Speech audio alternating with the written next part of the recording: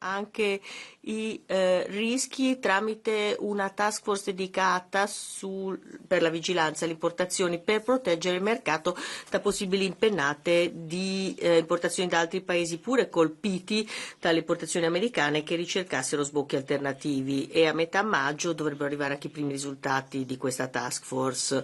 La Commissione, se necessario, è disposta a utilizzare tutti gli strumenti della toolbox degli strumenti di difesa commerciale per proteggere il mercato unico, i produttori e i consumatori europei. Onorevoli parlamentari, continueremo anche a diversificare il commercio e gli investimenti con altri partner al mondo, quindi abbiamo accordi con 70 covering almost half of our trade and doubling down on our efforts to finalize ongoing negotiations. Here, we know that countries around the world are looking at the EU as a trusted, reliable and predictable trading partner. In the current global environment, it is in everyone's interest to expand their network and strengthen their supply routes. For us, it is nothing less than a prerequisite for our competitiveness and our economic security that we find new markets for our exporters and new sources of imports. And it also helps double down on rules-based trade while we continue to push for proper multilateral governance with the WTO as its core. The US represents 30% of global trade. It's a lot. But we must not forget about the remaining 87%. And therefore work continues internally towards the adoption of signature of agreements with Mercosur and Mexico. These are perfect examples of deals we have made that can deliver hugely on our bid for diversification, to open new markets and further important geopolitical relations build up, while also securing key commitments on issues of climate change and sustainability. They offer significant opportunities for EU businesses and high potential for EU consumers. There is still work to be done to get them over the line. However, I count on the support of this House to ensure successful outcomes for the benefit of all. And to conclude, Mr. President, I also would like to inform the honourable members that we are accelerating dramatically our ongoing negotiations with India. We had very successful meetings just last week. Indonesia, where I had the important VTC yesterday, Philippines, Thailand and Malaysia. As you know, we launched the free trade agreement talks with the United Arab Emirates, something which I believe could serve as a strong catalyst to advance our cooperation with the Gulf cooperation countries with whom we are also negotiating strategic partnership agreements. So while we are pushing our FTA agenda forward, we are also making use of other more flexible forms of engagement tailor-made to our own needs and those of our respective partners, covering specific sectors and deepening our bilateral relations.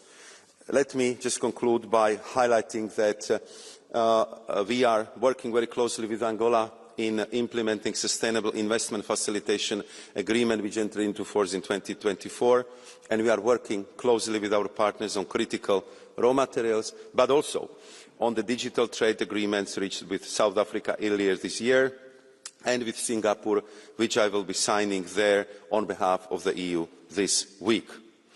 We are working very closely with South Africa also to advance our clean trade investment partnership to strengthen our clean supply chains, which we hope to conclude by the end of 2025.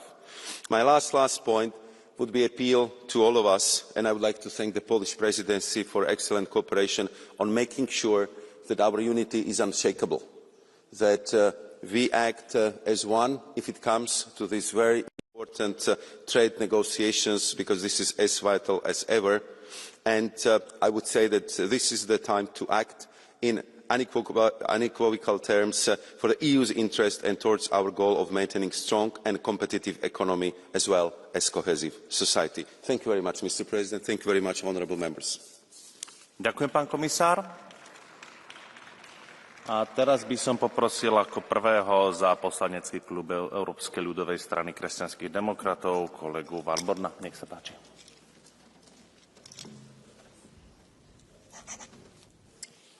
Thank you, Vice President, Minister, Commissioner, colleagues. We find ourselves at historic crossroads, not just in terms of economic policy, but also in the broader context of global geopolitics. Trade tension, of course, is nothing new. But today, in an era of deep globalization and tightly interlinked supply chains, their consequences are more far-reaching than ever. We have seen this clearly in the past months, when Trump's erratic trade measures triggered volatility across financial markets. The EU response, especially in the face of the unjustified trade measures from a long-standing ally, will be remembered. Our approach must strike a careful balance, preserving the principle of trust, respect and transatlantic cooperation, while also shielding European citizens and industries from economic harm. I therefore call on the Commission to act decisively within their 90 days retaliatory pause. The current pause from the Trump administration is de facto a 25% tariff on EU steel, aluminium and automobiles, and a 10% tariff on almost all other goods. The Commission's decision to hold off on immediate retaliation is wise. De-escalation creates a space for dialogue. But let us be clear, inaction cannot become our policy. Within these 90 days, we must prepare a strong, a measured and a unified response.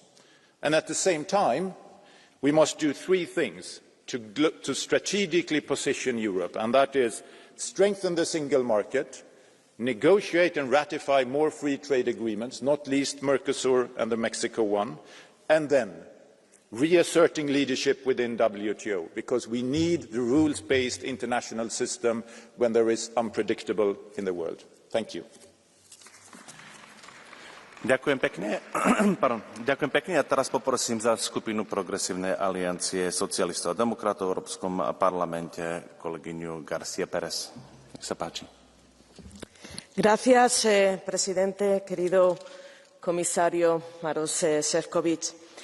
Donald Trump y su visión del mundo son una amenaza directa, no solo para el comercio internacional, sino también para los valores que sustentan nuestras democracias. Su guerra comercial contra la Unión Europea, con aranceles injustificados, amenazas a nuestras industrias y chantajes permanentes, es la manifestación más evidente de un nacionalismo económico autoritario que desprecia el derecho internacional y la cooperación entre iguales. Trump y sus socios de extrema derecha, dentro y fuera de la Unión Europea, no creen en un mundo ordenado por normas, sino en la ley del más fuerte. Y frente a su embestida no podemos ni debemos titubear. Estamos aquí para defender con firmeza el modelo europeo, un modelo basado en la justicia social, en el estado de bienestar y una economía que pone en el centro a las personas. La Unión Europea debe responder con contundencia. Nuestra respuesta debe desplegarse en varios frentes: la protección de nuestros trabajadores, consumidores y empresas, la defensa del orden internacional basado en reglas, con una Organización Mundial del Comercio fuerte y reformada, y una negociación frente a Trump desde una posición de firmeza, sin ceder a ningún tipo de chantaje. Tenemos las herramientas, pero debemos usarlas cuando sea necesario si esta amenaza continúa. Debemos adoptar sanciones y gravámenes a las grandes tecnológicas que incumplen nuestras normas y exclusión de empresas de los Estados Unidos de la contratación pública europea si continúa esta amenaza y chantaje. Y al mismo tiempo debemos reforzar el mercado interior, impulsar la demanda interna y apoyar con un plan de ayudas directas a la industria y a las regiones más afectadas por esta guerra comercial. Y no olvidemos que el mundo es más grande que Trump. El 80% de nuestras exportaciones se dirigen a otros mercados.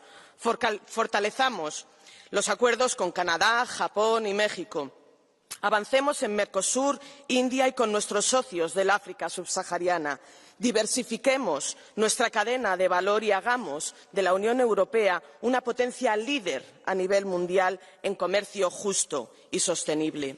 Pero hay una cuestión que es fundamental, y es que hay elementos que no son negociables. El Estado de Derecho no es negociable. La legislación europea no es negociable, porque somos un modelo único en el mundo. Eso nos ha hecho diferentes, eso nos ha hecho fuertes, y no podemos aceptar chantajes que vayan permitiendo el que Europa cambie y modifique la legislación en aquello que tanto hemos avanzado, en el estado de bienestar, en materia de igualdad, en materia también de cuestiones de sostenibilidad. La Unión Europea no puede ser rehén de cálculos electorales ni tibiezas políticas. El reto al que nos enfrentamos es existencial. Se trata de decidir si queremos ser un actor global fuerte, soberano, con voz propia, o si nos resignamos a ser meros espectadores, sometidos a los caprichos de un demagogo multimillonario que desprecia todo lo que representa el proyecto europeo. Señorías, estamos ante un momento transformador. Este es el momento de levantar la voz, de defender con orgullo el proyecto europeo y de demostrar que frente al caos la Unión Europea es la esperanza de un orden justo, democrático y sostenible. Muchas gracias. Muchas gracias. A teraz poprosím za skupinu Patrioti pre Európu kolegu Bardelu. Nech sa páči.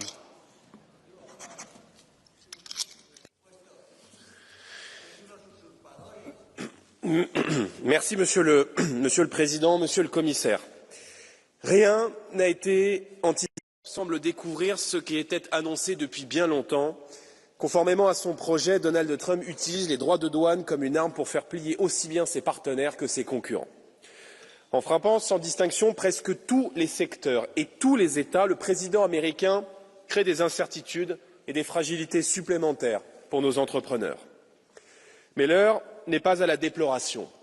L'heure est à la riposte, à la réponse et à la défense de nos intérêts économiques. À court terme, il est dans notre bon droit de riposter par des droits de douane gradués, qui seront un moyen de pression pour négocier et obtenir un retour à la normale. L'Europe est un marché de 450 millions de consommateurs et il serait incompréhensible qu'elle reste les bras ballants. Mais la véritable riposte consiste en une rupture claire, avec au moins 3 décennies d'errance, une rupture avec les choix de la Commission européenne. Alors que nous sommes entrés dans l'ère des affrontements, l'Europe ne peut plus être la seule puissance à respecter des règles internationales de bienséance que plus personne n'applique. Face à la concurrence féroce des puissances, et notamment des puissances émergentes, dans l'adversité d'un monde plus dur et plus incertain, je vous en conjure, réveillez-vous. Réveillez-vous ou bien notre agriculture disparaîtra. Réveillez-vous ou bien notre industrie automobile mettra la clé sous la porte. Notre métallurgie subira une saignée plus terrible encore, et je pense évidemment ici aux salariés d'ArcelorMittal condamnés par une inaction coupable et par des règles absurdes. Réveillez-vous en bâtissant l'autonomie stratégique des nations et du continent, avec l'objectif de dépendre le moins possible de l'extérieur pour nos besoins vitaux, à commencer par celui de notre défense. Toutes les règles contraignantes du pacte vert, inspirées par l'écologie punitive, doivent être levées pour permettre à nos entreprises et à nos agriculteurs notamment de produire sans entrave. Les règles du marché européen de l'électricité doivent être réformées et le nucléaire doit prendre toute sa place dans notre mix énergétique. Une véritable préférence nationale et européenne dans les commandes publiques doit s'appliquer, notamment en matière de défense, mais pas uniquement. Réveillez-vous, réveillez-vous et sortez de la naïveté, ou bien l'Europe et toutes les nations qui la composent sortiront de l'histoire. A teraz poprosím za európskych konzervatívcov a reformistov kolegu Procacciniho. Nech sa páči. Grazie Presidente. Noi conservatori crediamo nel libero mercato che favorisce allo stesso tempo i consumatori e i produttori, quelli naturalmente più capaci, con più talento. Ma dobbiamo ammettere che la politica dei dazi è stata anche una politica europea, che non sia rivolta soltanto verso chi viola ogni giorno la libera concorrenza come la Cina, ma anche nei confronti di alleati preziosi come i cittadini americani. Faccio un solo esempio. Fino a poche settimane fa gli Stati Uniti ponevano un dazio del 2,5% sulle auto europee. L'Unione Europea poneva un dazio del 10% sulle auto americane. Da qui bisogna partire per un accordo con gli Stati Uniti di libero scambio con zero dazi da ambo le parti. È ciò di cui ha discusso Meloni con Trump a Washington, dentro un quadro politico generale in cui va preservata l'unità dell'Occidente. Il riequilibrio della bilancia commerciale con gli Stati Uniti non è solo un fatto economico, è anche politico. Lo scandalo del gas liquido dalla Russia è emblematico di una certa ipocrisia europea e soltanto oggi il commissario Jorgensen sembra intenzionato ad occuparsene. Sapete quali sono le nazioni che hanno più arricchito Putin negli ultimi anni con l'acquisto di GNL? Beh, non è l'Ungheria di Orban, ma è la Francia di Macron, con un incremento dell'81% tra il 2024 e il 2023, ed è la Spagna green di Sánchez, che con il 38% ha nella Russia il suo maggiore fornitore di gas. Ecco un'altra cosa giusta da fare: rimuovere i dazi che l'Unione Europea ha inflitto a se stessa con il Green Deal e così rilanciare la sua competitività. Questa è la strada che dobbiamo percorrere, non certo quella che va verso regimi illiberali come la Cina o la Corea del Nord. Grazie.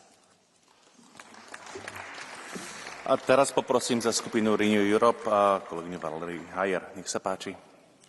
Merci, Monsieur le Président, Monsieur le Vice-président, Monsieur le Ministre, chers collègues. Le vieux monde se meurt, le nouveau tarde à apparaître, et dans le clair-obscur surgissent les monstres.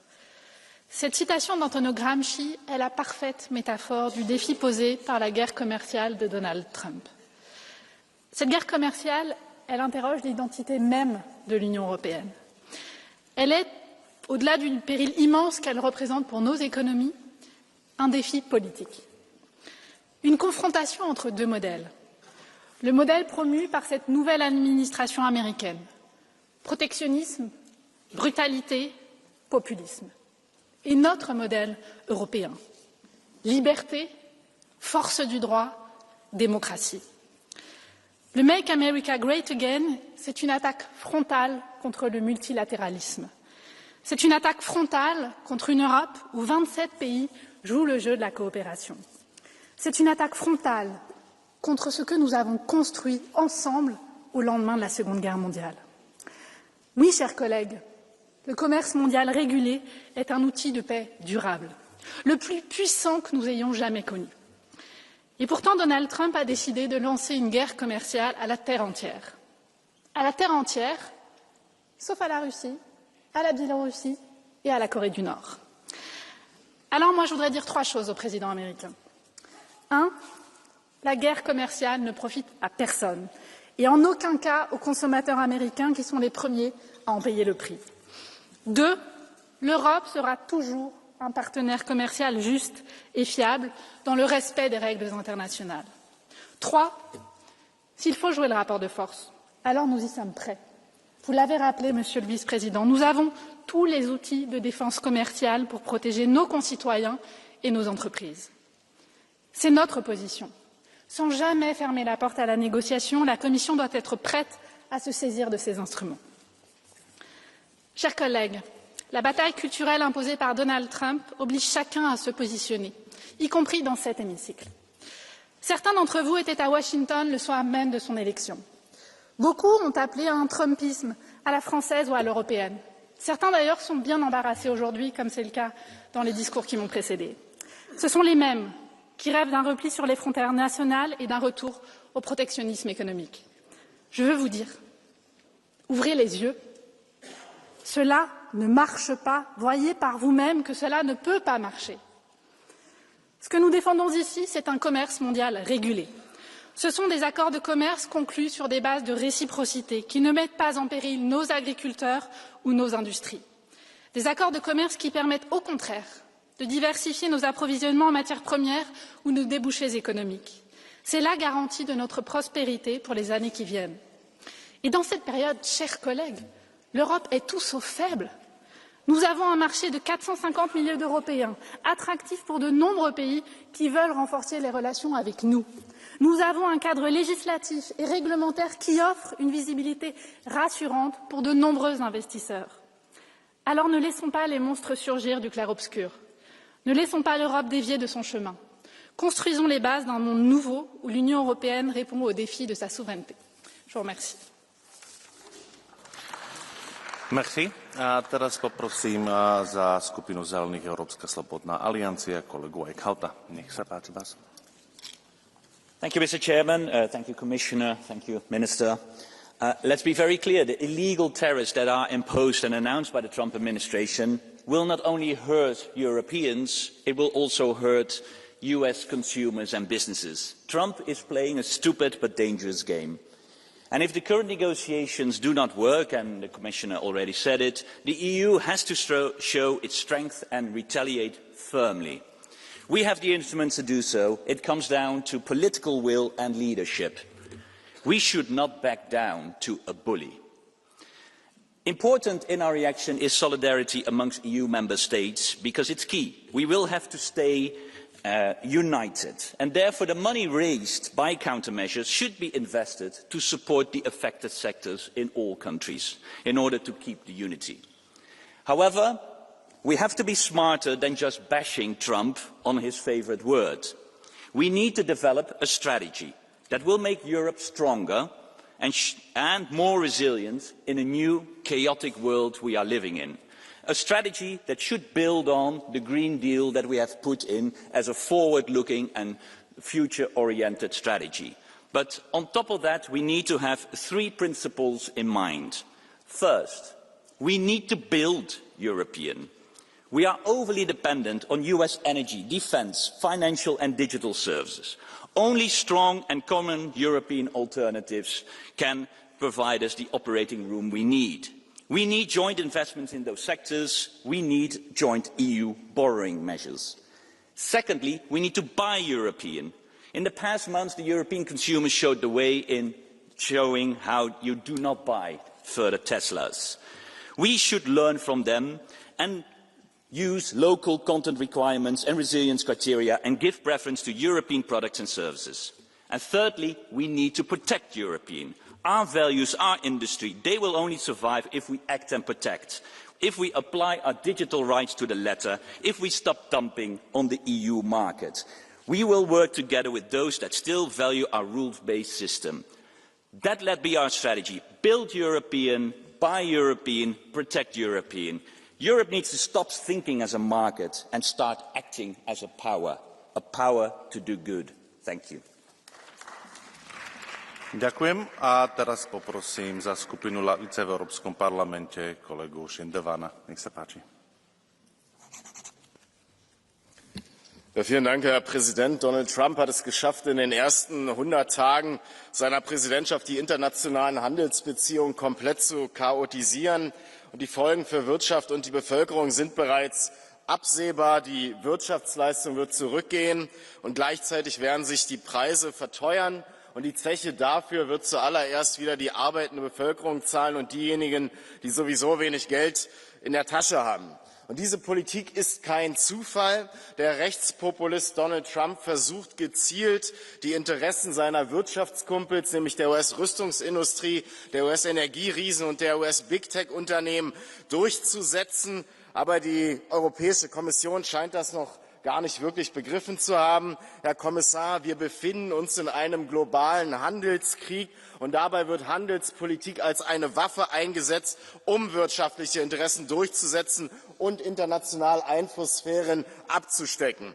Und dem muss europäische Politik mit einer klaren Strategie begegnen, die Wirtschaft und Jobs hier in der Europäischen Union schützt. Und das geht nur mit massiven Investitionen in unsere Industrie. Das geht nur mit strategischer Unabhängigkeit der Europäischen Union. Und heute wissen auch Sie, Herr Kommissar, dass die anfängliche Kopf-in-den-Sand-Strategie der Kommission aller "Es wird schon nicht so schlimm werden" politische Realitätsverweigerung war. Jetzt wollen Sie verhandeln, einen Deal auch im Sinne von Donald Trump abschließen. Und wenn das nicht klappen sollte, dann soll es angeblich harte Gegenmaßnahmen geben. Von Angeboten Ihrerseits höre ich viel, die gibt es reichlich. Jetzt soll sogar noch mehr US-Fracking-Gas gekauft werden, anstatt die europäische Energieunabhängigkeit voranzutreiben und so viele Jobs zu schaffen, wird eine neue Abhängigkeit von fossilen Energieträgern geschaffen. Das ist ökonomisch, sozial und ökologisch grundfalsch. Aber von dem Druck auf die US-Regierung ist noch nicht zu sehen. Wo bleibt denn die Einführung des Instrumentes gegen Zwangsmaßnahmen? Wo bleibt denn die harte Regulierung der großen Big-Tech-Unternehmen? Wo bleibt die Einführung einer europäischen Digitalsteuer? Da machen Sie die Augen zu, da legen Sie die Hände hinter dem Rücken zusammen. Wollen Sie denn auf diese Art und Weise den reichsten Unternehmen und Menschen wie Elon Musk noch mehr Geld in den Rachen und vor allem auch unsere privaten Daten in den Rachen werfen? Es ist jetzt an der Zeit, mit Partnern wie Kanada, Mexiko, Japan, Südkorea, aber auch mit China an einer Handelsordnung zu wirken, die regelbasiert ist, auf fairem Handel statt auf entfesseltem Freihandel basiert. Und alles, was der EU-Kommission da einzufallen scheint, sind Rohstoffabkommen wie das mit Ruanda, das maßgeblich zu einer Verschärfung des Krieges im Kongo beiträgt, oder digitale Kooperationsabkommen wie das mit Singapur, das unsere Datensicherheit unterläuft, oder aber klassische Freihandelsabkommen wie mit Mercosur, denen die Europäer schon seit TTIP die rote Karte gezeigt haben, weil sie schlecht für soziale Standards, Umwelt und Landwirtschaft sind. Ihre Antwort auf Trump dient einzig und allein den US-Oligarchen und den europäischen Oligarchen. Wir brauchen eine Antwort, die der Mehrheit der Bevölkerung und der Demokratie dient. Vielen Dank. Ďakujem. A teraz poprosím kolegu Austa za skupinu Európa suverénnych národov. Nech sa páči.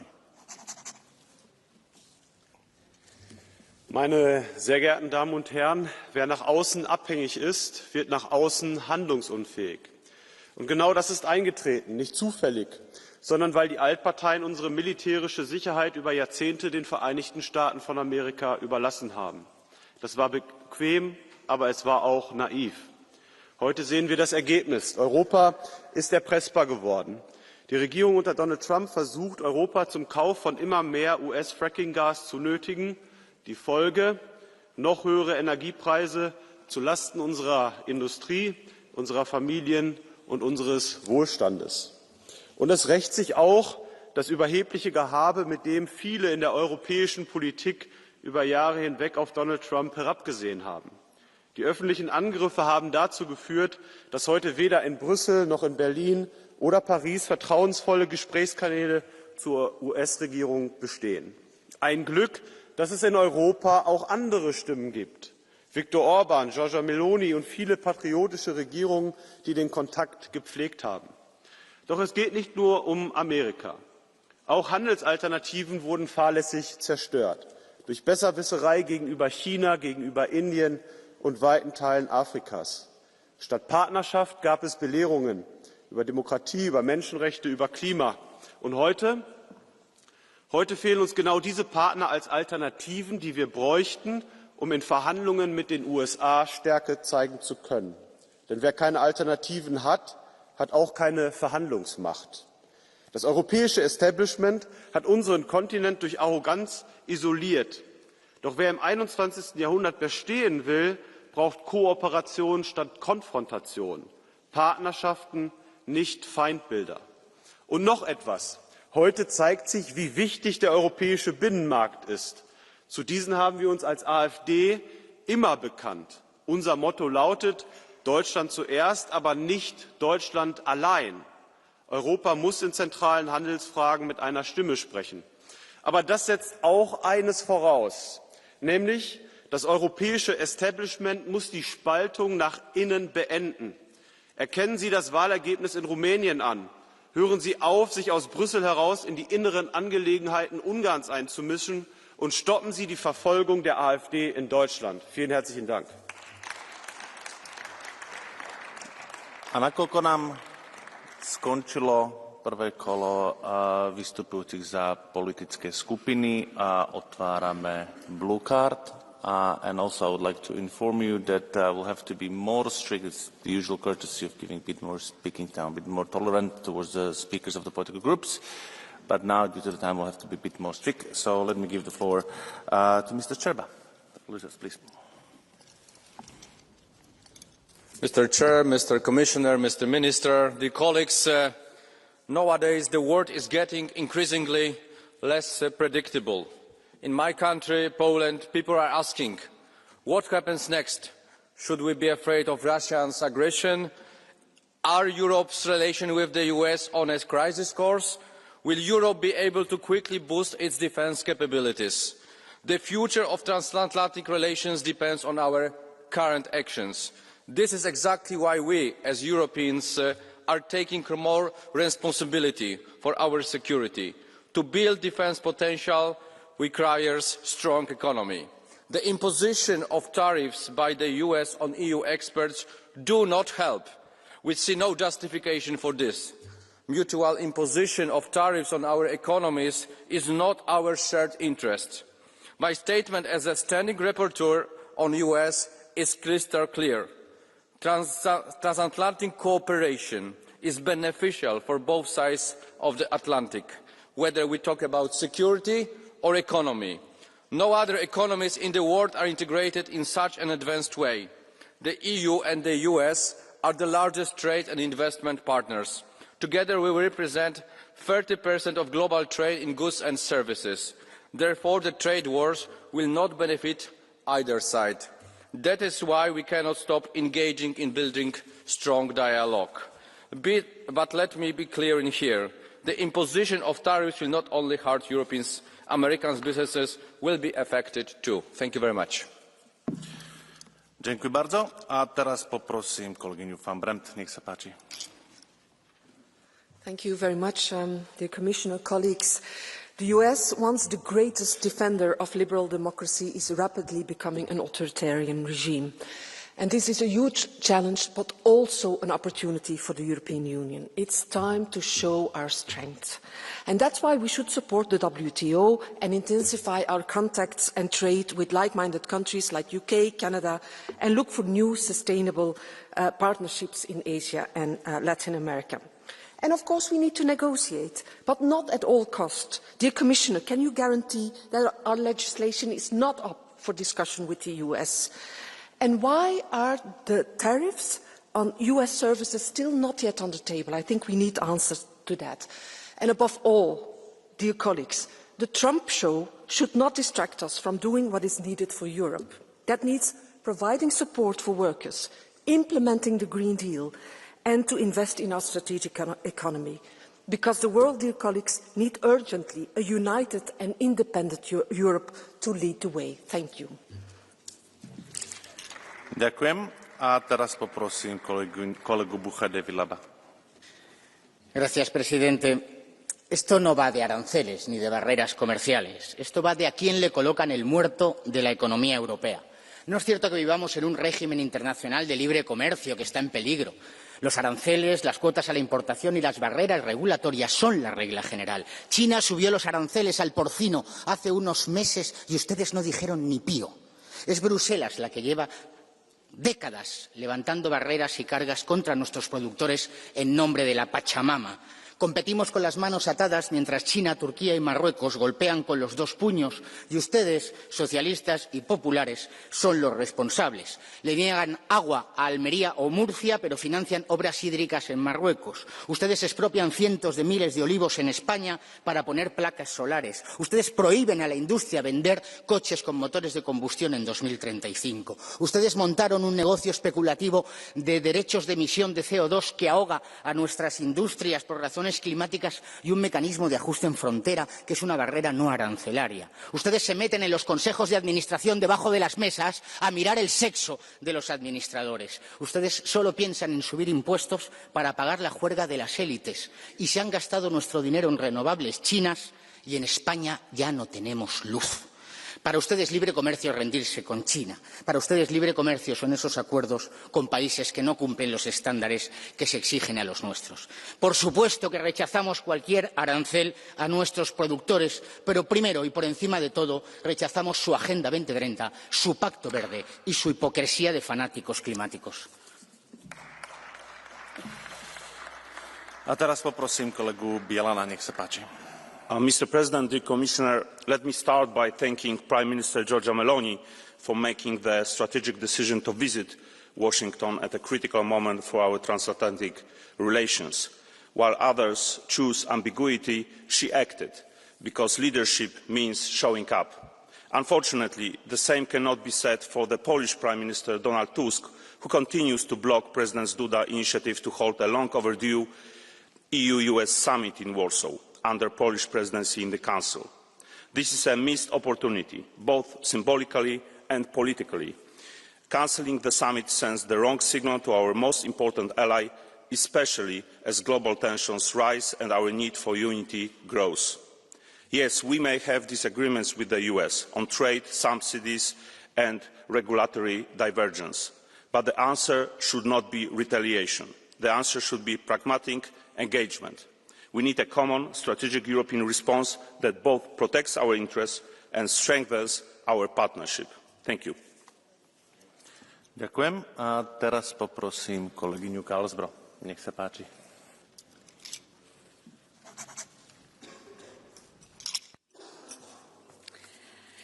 Herr talman, kommissionär Sefcovic, rådet, kollegor. Hur botar man Trump-ångest? Jo, det bästa receptet är ett starkt EU.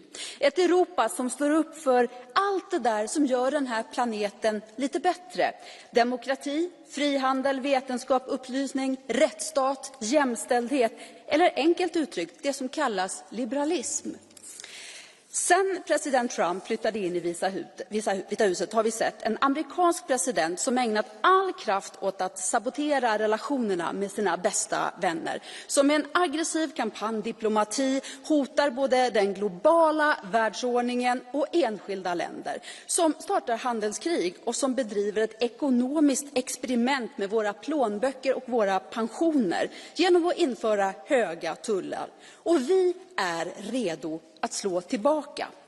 När Trump sviker och Putin hotar Europa behöver vi hålla ihop. Ett starkare EU som försvarar Europas, Sveriges och Ukrainas intressen. Det är det vi behöver.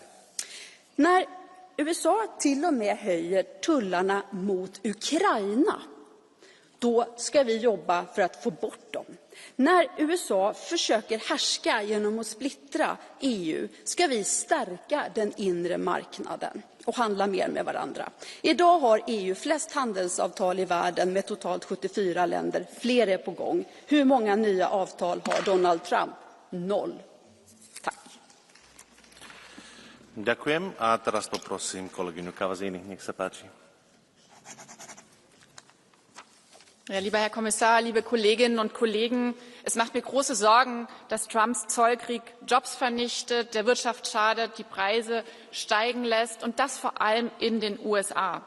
Und es macht mir extrem große Sorgen, dass in den USA gerade ein rechtsnationaler Power Grab stattfindet, der Stück für Stück Demokratie und Rechtsstaatlichkeit abschafft.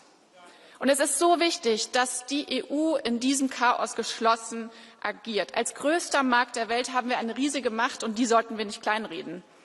Lassen wir uns von der aktuellen Zollpause nicht blenden. Viele von Trumps Zöllen, die sind bereits in Kraft und deswegen müssen wir jetzt gezielte Gegenmaßnahmen auf den Weg bringen, wenn er die aktuellen Zölle nicht zurücknimmt. Und dazu gehört auch eine Besteuerung der großen Digitalkonzerne.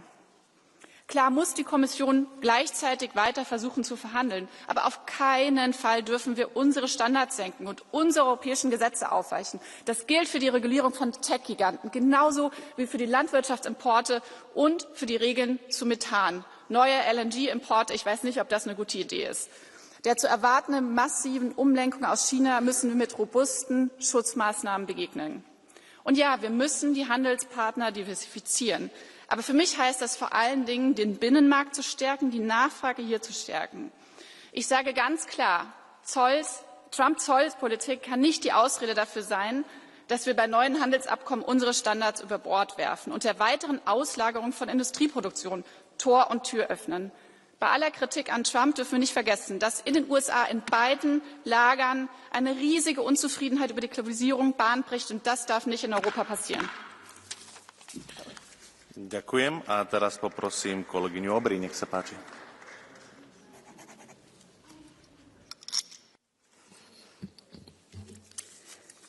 Monsieur le Commissaire, avec la guerre commerciale initiée par Donald Trump, nous sommes en train de vivre un bouleversement économique historique.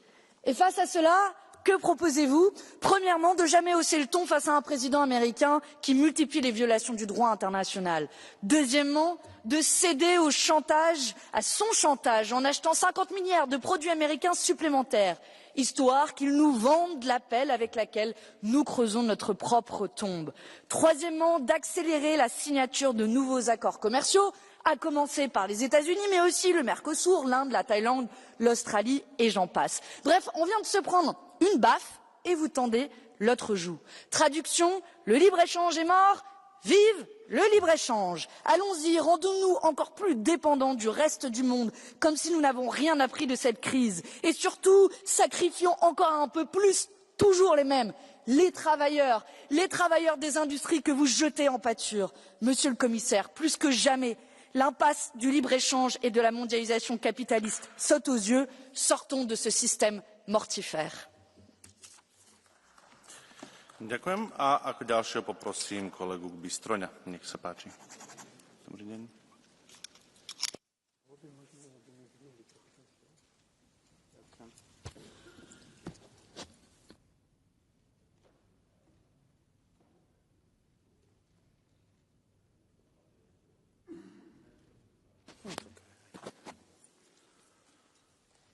Liebe Kolleginnen, liebe Kollegen, Make America Great Again ist natürlich eine Kampfansage an die ganze Welt, an die EU, an Europa. Warum? Der amerikanische Präsident kümmert sich natürlich um die Amerikaner. Oh Wunder! Er will Arbeitsplätze in den Vereinigten Staaten. Er will, dass Wohlstand wieder in den Vereinigten Staaten zurück ist. Er will die Industrie zurück in die Vereinigten Staaten zurückholen. Und was höre ich hier? Trump, Trump, Trump. Ein einziger Mann reicht, um das Europäische Parlament in Aufruhr zu versetzen. Liebe Kollegen, anstatt zu jammern und über Trump herzuziehen, sollten Sie von den Altparteien lieber überlegen, was haben Sie gemacht, wann haben Sie das letzte Mal für Ihre Wähler so gekämpft, wie Trump für seine amerikanische. Die Frage ist berechtigt, denn Trumps Reaktion ist nur eine logische Entwicklung der letzten Jahrzehnte. Die Arbeitsplätze sind abgewandert, nicht nur aus den USA, auch aus Europa in Billiglohnländer. Und das haben unsere Menschen, unsere Arbeiter zu spüren bekommen, genauso wie die Amerikaner. Zuerst in der Stahlindustrie, dann in der Elektronikindustrie, Automobilindustrie und jetzt zuletzt sind sogar unsere Bauern dran. Wie ist unsere Reaktion? Wollen wir in einen Handelskrieg eintreten? Wollen wir mit künstlicher Verteuerung der Importe reagieren? Natürlich nicht. Wir brauchen den freien Handel. Wir wollen den freien Handel. Und Europa, und damit meine ich nicht EU, Europa kann diesen Wettbewerb aufnehmen. Wir haben die besser ausgebildeten Arbeitskräfte. Wir haben eine innovative Industrie. Wir haben Rohstoffe auf diesem Kontinent. Wir können diesen Wettbewerb aufnehmen. Aber wir müssen die Fesseln sprengen, die uns hier bremsen. Wir müssen den Green Deal beenden, Steuern runter und wir müssen das Bürokratiemonster Brüssel zerschlagen. Afuera, das ist das Motto der Zeit. Und dann kann unser Motto heißen Make Europe Great Again. Dankeschön. A teraz poprosím kolegu De Masiho. Nech sa páči. Sehr geehrte Damen und Herren, US-Präsident Donald Trump versucht uns mit Strafzöllen zu erpressen. Er will, dass wir mehr von seinem schmutzigen Fracking-Gas kaufen und er will den Abstieg der US-Industrie bremsen. Aber wir Europa, wir sind nur bedingt ökonomisch verteidigungsfähig, denn wir haben zum Beispiel in Deutschland, der größten Volkswirtschaft Europas, seit 3 Jahren Rezession. Wir haben uns mit den Sanktionen mehr selbst geschadet, als dass wir damit Putin getroffen hätten. Wir haben Verbrauchssteuern erhöht, die vor allem die Menschen mit kleinem Einkommen treffen. Und währenddessen besorgen sich die USA jetzt die seltenen Erden aus der Ukraine, während wir als Zahlmeister am Spielfeldrand stehen. Auch die Transformation zum grünen Stahl, die kann nicht gelingen, wenn die Energiepreise weiter so hoch sind. Deswegen müssen wir zum Prinzip zurückkehren, zu sagen, wir besorgen besorgen uns die Energie wieder vom billigsten Anbieter. Das wäre die richtige Antwort auf Donald Trump, um uns nicht weiter erpressbar zu machen. Und es würde ein diplomatisches Fenster in der Ukraine öffnen. Wir brauchen mehr öffentliche Investitionen. Es ist doch völlig verrückt, wenn in den Talkshows nun darüber diskutiert wird, wir sollten Panzer statt Volkswagen bauen und wir brauchen Strafsteuern auf Finanzflüsse der Big Techs, um unseren Mittelstand zu schützen. Vielen Dank. Dear colleague, you have a blue card. Dear colleague, Mr. Massey, you have a blue card coming from Mr. Schipper. Do you accept it? Yes. Mr. Schipper, you have 30 seconds.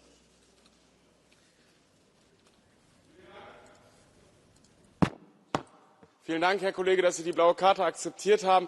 Sie haben gesagt, wir sollen uns die Energie wieder vom billigsten Anbieter besorgen. Ich nehme mal an, Sie meinen damit die Russen. Trotz des russischen Angriffskriegs, trotz der russischen Kriegsverbrechen, trotz der Deportation von Hunderttausenden Kindern.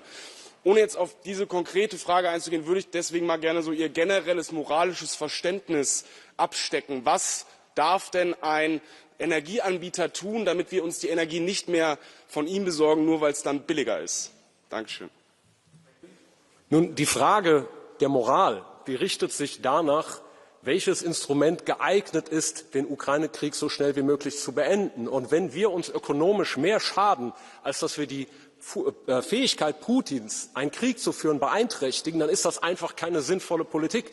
Wir haben selbstverständlich nach dem Irakkrieg nicht angefangen, die USA zu sanktionieren, weil wir uns damit selbst ins Knie geschossen hätten. Deswegen ist es keine moralische Frage, sondern eine Frage der politischen Logik, dass wir eine Politik machen, die den Menschen in Europa dient. Und wenn sie eben nicht zum gewünschten Ergebnis führt, dann kann ja eine Entspannung der Sanktionen auch ein Instrument sein, um zu einem Waffenstillstand zu gelangen. Deswegen sind jene unmoralisch, die diesen Krieg unnötig verlängern wollen und immer mehr Blut und Leichenberge in Kauf nehmen. Vielen Dank. Thank you very much. And excuse me, because I should have not given the floor to Mr. Schipper, because he belongs to the same group as Mr. Massey, which is the non-adscripts group. So sorry for giving him the blue card. No, thank you. It's very clear in the rules. Es el tiempo del señor Zoido.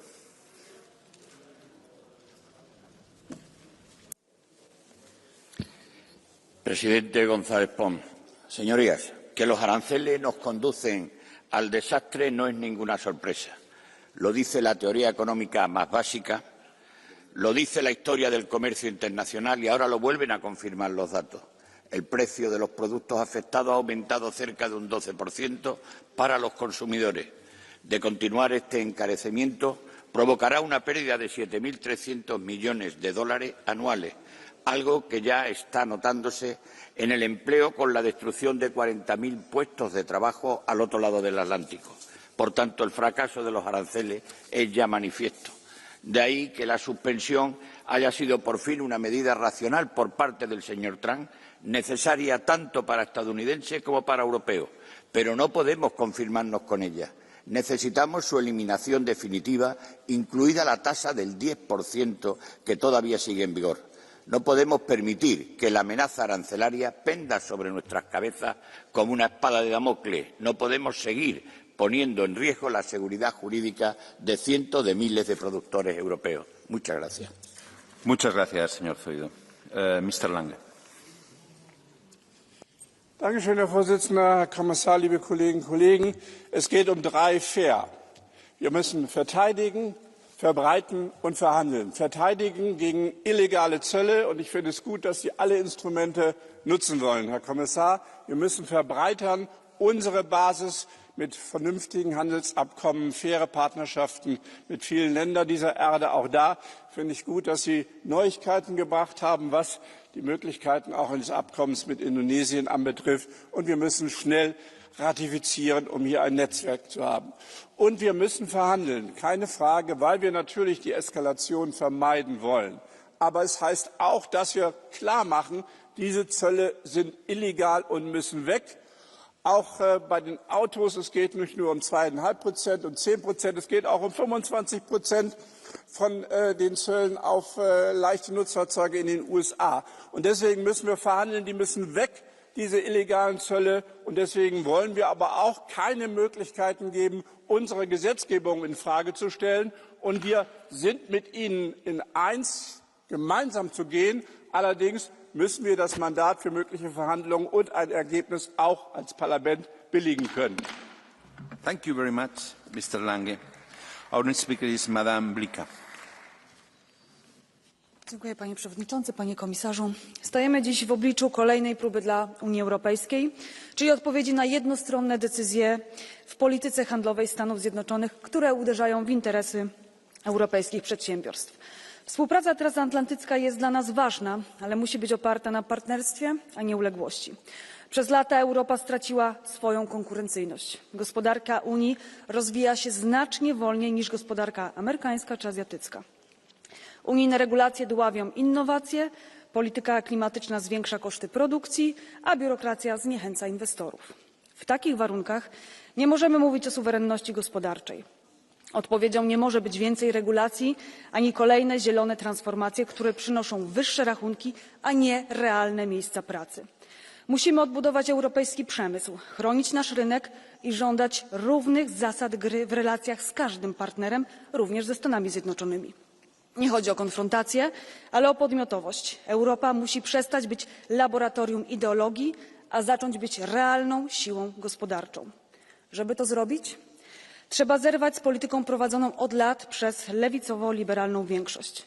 Polityka handlowa Unii nie może być prowadzona na niemieckie zamówienie. Dlatego umowa o wolnym handlu Unia Europejska-Mercosur nadaje się tylko do kosza, bo likwiduje bezpieczeństwo żywnościowe Europy.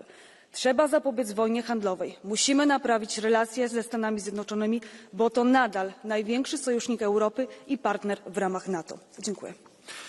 Thank you very much, Mr. Polato.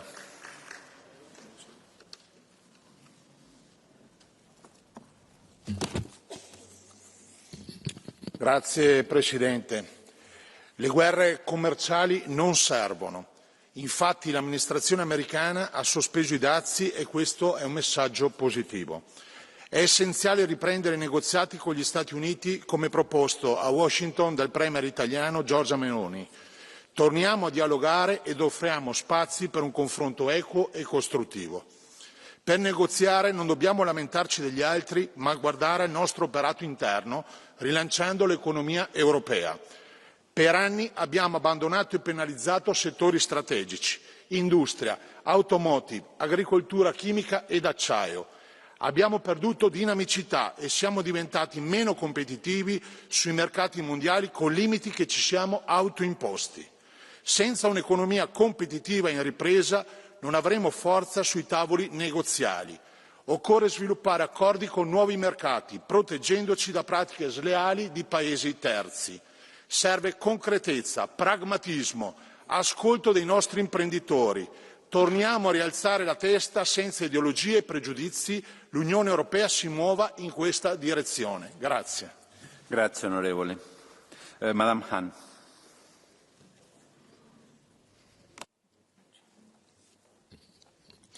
Unser Ziel muss doch ganz klar der Freihandel bleiben. Aber die EU muss auch bereit sein, mit voller Härte im Handelskrieg zurückzuschlagen. Denn nur aus einer Position der Stärke heraus wird es mit jemandem wie Donald Trump eine Lösung geben. Wir müssen offen sein für pragmatische Lösungen. Wir müssen aber vor allen Dingen endlich die Chancen ergreifen, die ganz offen vor uns liegen. Handelspolitik muss endlich pragmatischer werden, anstatt als ein Ersatz für eine fehlende EU-Außenpolitik herzuhalten.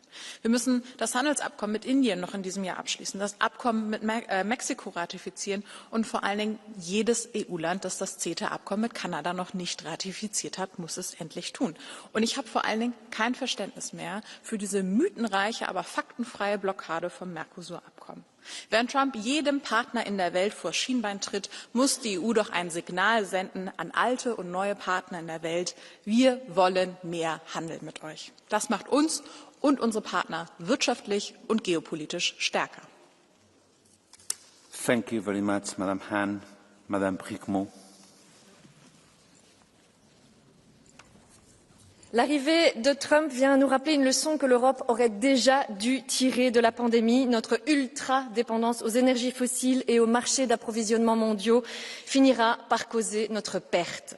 L'Europe doit assurer son autonomie stratégique, répondre de manière ferme et unie à toute hausse des tarifs, sans transiger sur nos législations et en utilisant les recettes de la hausse des tarifs, mais aussi d'une taxe digitale pour soutenir les travailleurs et les entreprises européennes impactées. Nous devons contrer les arrivées de marchandises destinées au marché américain, mais que l'imposition des tarifs aurait détourné notamment vers l'Union européenne. Oui, nous devons renforcer nos partenariats avec les autres pays frappés par la guerre commerciale de Trump, mais des partenariats équitables, qui ont pour point de départ et pour point d'arrivée les objectifs de développement durable. Il n'est pas question de transiger avec nos droits sociaux, environnementaux et les droits humains. Et donc, il n'est pas question non plus de se précipiter dans des accords avec la Chine, l'Inde, le Mercosur, qui risqueraient de rendre l'Union européenne encore plus dépendante et vulnérable. Renforcer notre économie stratégique, c'est miser sans délai sur notre indépendance énergétique, notre autonomie alimentaire, l'économie circulaire, réduire nos dépendances aux ressources, notre redéploiement industriel, en un seul mot, la transition vers une vraie autonomie européenne. Je vous remercie. Merci, Madame. Madame Voilan.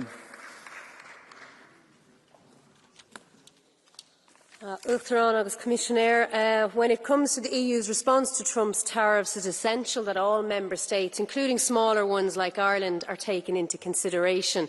The collective response must be one that protects workers, that funds and encourages upskilling, and that does not pursue the same anti-worker, anti-environment, Trump-light deregulation agenda. We also cannot exploit this crisis to increase LNG imports or to advance trade deals like Mercosur or the ratification of CETA. Deforestation, food laden with chemicals and corporate courts won't protect workers in Europe, but it will protect the profits of the few. Now is the time for fair, sustainable trade which does not leave us exposed to the whims of oligarchs or serve the interests of corporates. Instead, it serves the interests of workers and families in Europe. Thank you, Madam. Mr. Schipper. Thank you, Mr. President. First of all, we are not a group, the non-attached, that goes against the very nation. Huh? Sorry? You are losing. I know. Just I wanted to say this. We are not the group, yeah? Dear people of Europe, Dobry den, Pan Kommissar, in the intercommittee you told us we will give the US 2 weeks and then we will respond. It has been over a month now. And the US tariffs are still in place while we impose our tactical delay. That means one of two things. Either you lie to this parliament, which I don't want to believe, or you don't know Donald Trump, which I fear is even worse. Maybe I lack the brilliance to grasp the Commission's plan, but I promise you this, if I don't understand it, the public does neither. And to those on the left, like Mr. Sherdovan, who is gone unfortunately, a China that looks Uyghurs into concentration camps is not our partner and never can be. Thank you.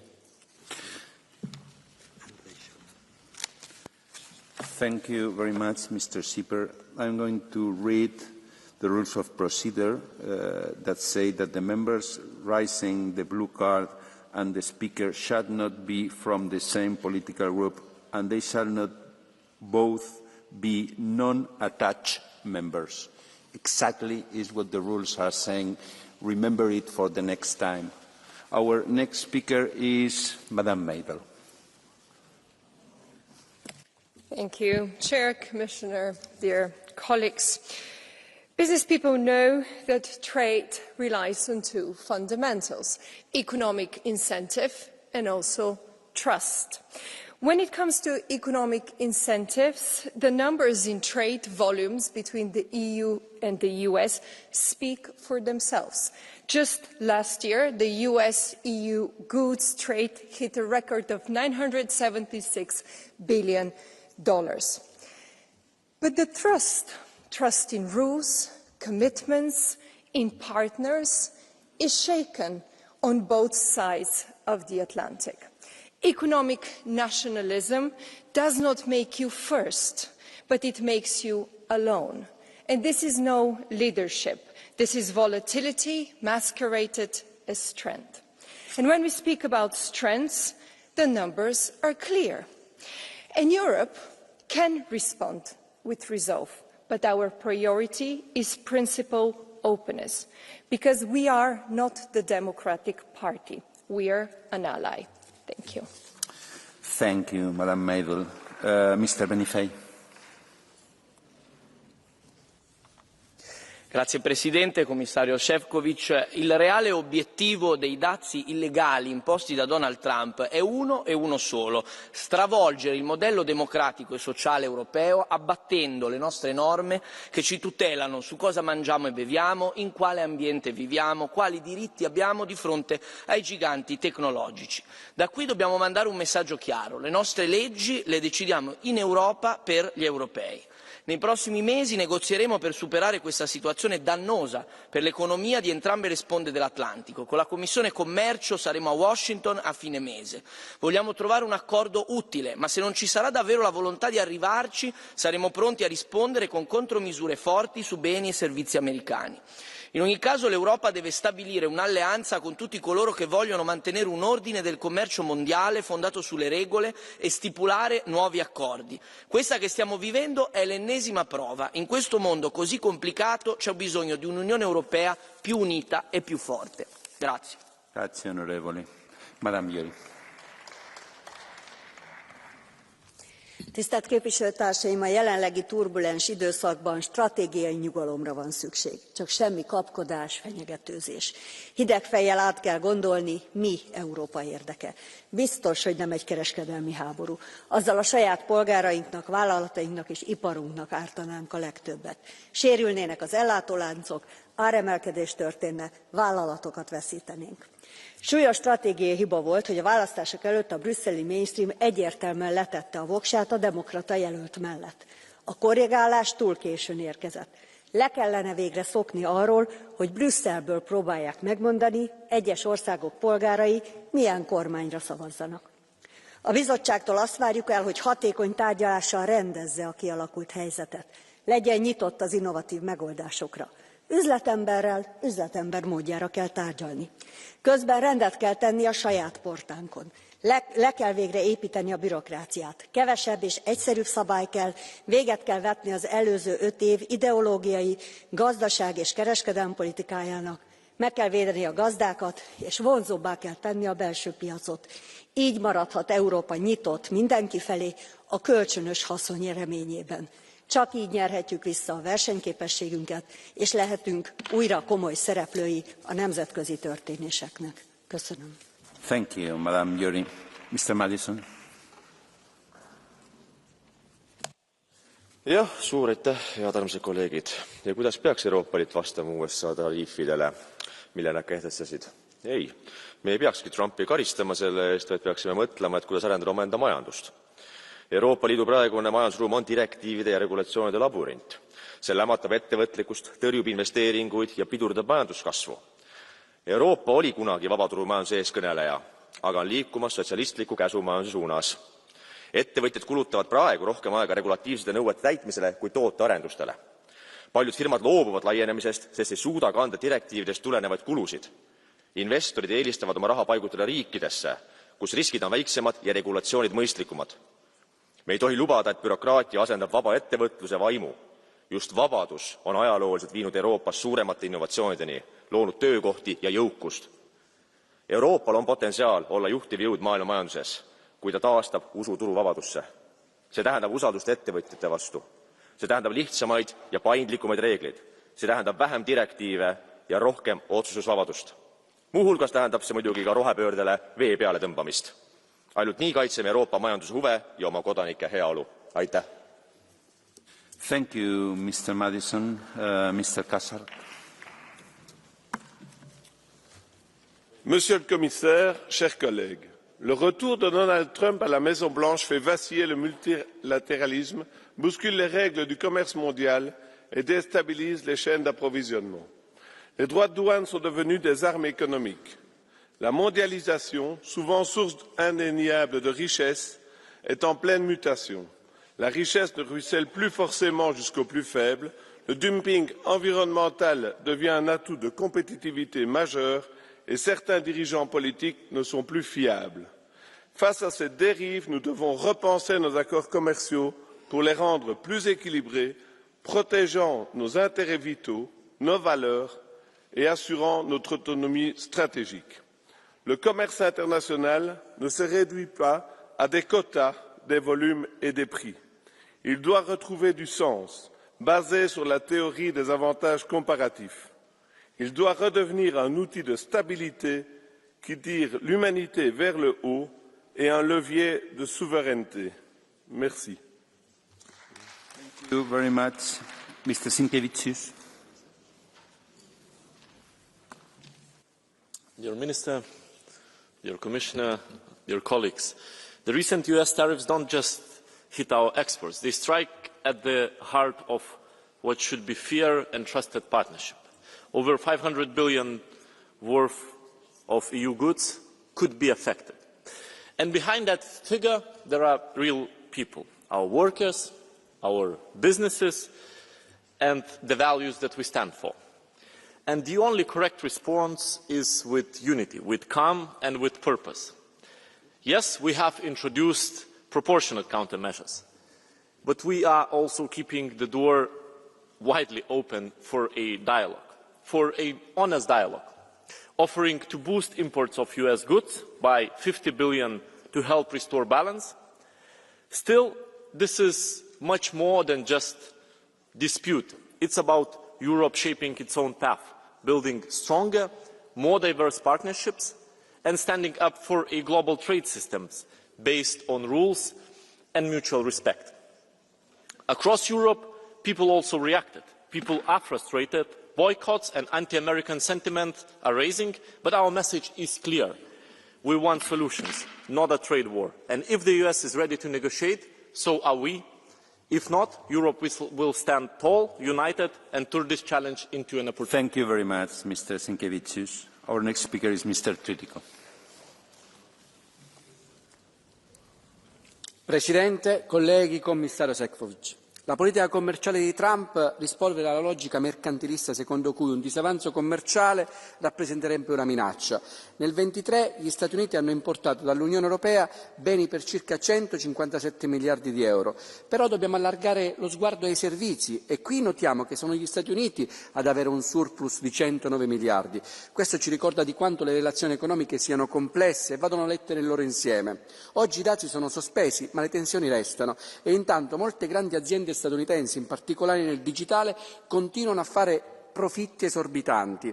È una questione di giustizia, dobbiamo mettere riparo a questa situazione. Per questo serve una tassa sui servizi digitali e inoltre l'Unione Europea dovrebbe allargare i suoi legami commerciali con altri paesi emergenti, i BRICS, e non dipendere dalle scelte unilaterali di Trump.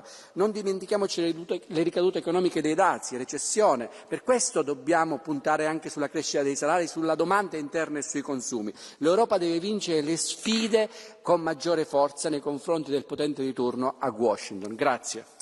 Grazie onorevole. Madame Sofko.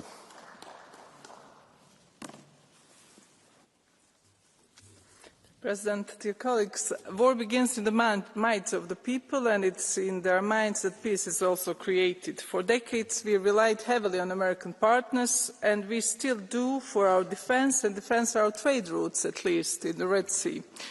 But with unjustified imposition of tariffs, it has become clear we must take matters in our own hands and strengthen our competitiveness. We need to simplify and we need to work and to attract investments. We now have a 90-day tariff pause. This is not a time to wait, it's a window of opportunity, a chance to negotiate the best possible outcome for both sides of the Atlantic, an outcome that allows business to thrive, to support millions of jobs, an outcome that strengthens, not harms our economies, one that reinforces the largest trading partnership in the world. In an era of free trade and the rules-based global order, there is no room for protectionism. Protectionism comes at a cost that must not be borne by any single industry or country alone. A change in US administration should not mean a change in the fundamental strength of our transatlantic relationship. One thing must remain clear, the United States has always been and will remain our strongest partner, ally, not one-party regime or autocracies. The European Union must continue with the calm logic that has made us the strongest single market in the world and the logic that allows small fish to survive in turbulent waters where large fish prey. Thank you. Madam Sofko, you have a blue card from Mr. Gratsoulis from ESN. Do you accept it? Yeah. Mr. Gratsoulis, you have the floor.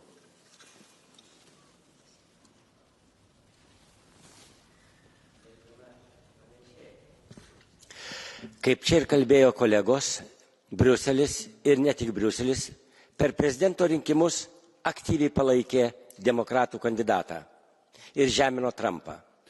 Dabar taip pat Europos Sąjunga labiau negu Putiną žemina Trumpą. Mr. Gratsulis, excuse me, do you mind to begin again because Madam Sofko had no translation? Do you mind to begin again? Sorry for that. Thank you. Gerbiama pranešėja, čia kalbėjo prieš tai kandidatai, diskutantai, kad Europos Sąjunga ir Briuselis per prezidento rinkimus Amerikoje palaikė demokratų kandidatą. Iš Trumpo nemažai tyčiojosi. Išrinktas prezidentas Trumpas dabar taip pat susilaukia nemažai patyčių iš Europos Sąjungos net ir vadovų, ir ypač iš žiniasklaidos. Jis tapo, skaitant žiniasklaidą, pavojingesnis negu Putinas. Klausykit, ar jūs nežadat atsiprašyti Trumpo ir Amerikos ir tik tokiu atveju prasidės normalūs santykiai? Ką jūs galvojat? Thank you very much, Mr. Gratsulis. Madam Sofko. As a politician, I could just say that every politician and everyone at this House has responsibility for the words they say. So I never insulted anyone, so it's not mine to speak on behalf of the other politicians. And democratic words should be preserved to build peace and not war with the words. This was the beginning of my speech as well. So, I stick to the logic that insults in politics, there is no place for that. Thank you. Thank you very much, Madam. Mr. Maniatis, you have the floor. Αγαπητοί συνάδελφοι, η απόφαση Τραμπ για επιβολή δασμών 20% σε ευρωπαϊκά προϊόντα και ο εμπορικός πόλεμος ύψους ανταλλαγών 1 τρισεκατομμυρίου ευρώ θα επηρεάσει αρνητικά τόσο την Ευρώπη όσο και τις Ηνωμένες Πολιτείες. Παρά την αναβολή τους μέχρι τον Ιούλιο, έχουν ήδη αρχίσει να εφαρμόζονται δασμοί ύψους 10%, ενώ παραμένουν οι δασμοί 25% σε αλουμίνιο, χάλιβα και αυτοκίνητα. Η Ευρωπαϊκή Ένωση θα πρέπει να αξιοποιήσει το διάστημα μέχρι τον Ιούλιο, ώστε να διαπραγματευτεί μια συμφωνία που θα αντιμετωπίζει όλα τα εμπορικά εμπόδια και από τις δύο πλευρές του Ατλαντικού. Την ίδια στιγμή όμως θα πρέπει να ετοιμαζόμαστε και για το ενδεχόμενο να μην υπάρξει συμφωνία. Σε αυτή την περίπτωση πρέπει ενωμένοι οι Ευρωπαίοι να αποφασίσουμε για μια σειρά από αντίμετρα. Επιπλέον απαιτούνται μέτρα οικονομικής ενίσχυσης των παραγωγών μας που πλήττονται από τους δασμούς, ιδιαίτερα στον αγροδιατροφικό τομέα, για παράδειγμα στην Ελλάδα η παραγωγή επιτραπέζιας ελιάς και η παραγωγή ροδάκινου. Δεν πρέπει να αφήσουμε τους παραγωγούς και τη βιομηχανία μας να πληρώσουν το τίμημα ενός παράλογου εμπορικού πολέμου. Σας ευχαριστώ. Thank you very much. Madame Tavaglieri.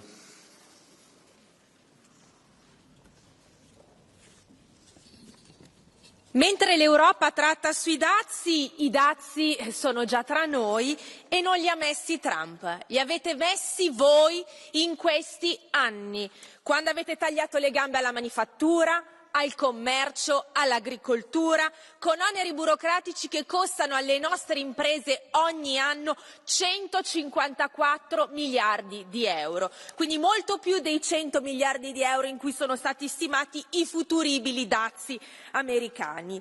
Vi siete autoimposti dazi anche quando avete varato miopi politiche ideologiche come il Green Deal, lo stop ai motori endotermici che stanno solo portando l'Europa alla desertificazione produttiva, alla disoccupazione, privando le famiglie del loro potere d'acquisto. Quindi anziché puntare il dito contro quei leader che scelgono di fare l'interesse del proprio paese, prendete esempio e cancellate tutte quelle imposizioni che stanno portando l'Europa al suicidio industriale e geopolitico, altrimenti i dazi sono l'ennesimo comodo capro espiatorio per coprire i fallimenti delle politiche autolesioniste incapaci di dare un futuro all'Europa, il futuro che merita. Grazie. Grazie, Madame. Our next speaker, Mr. Coles.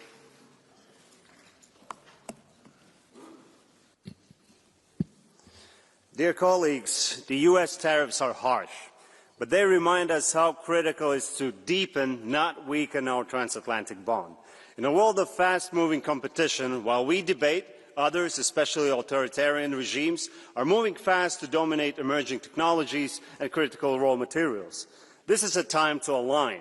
We need permanent EU trade representation, not just in Washington, but in the wider US, to identify, negotiate and remove the barriers that still hold back the transatlantic trade. But we must do so without compromising on our standards, food, safety, security, etc.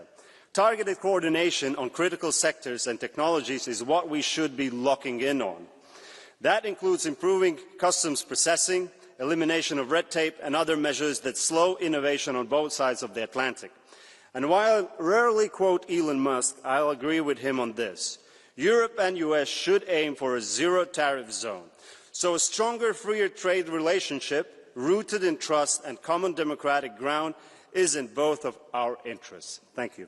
Thank you very much, dear colleague, Madam Karkasova.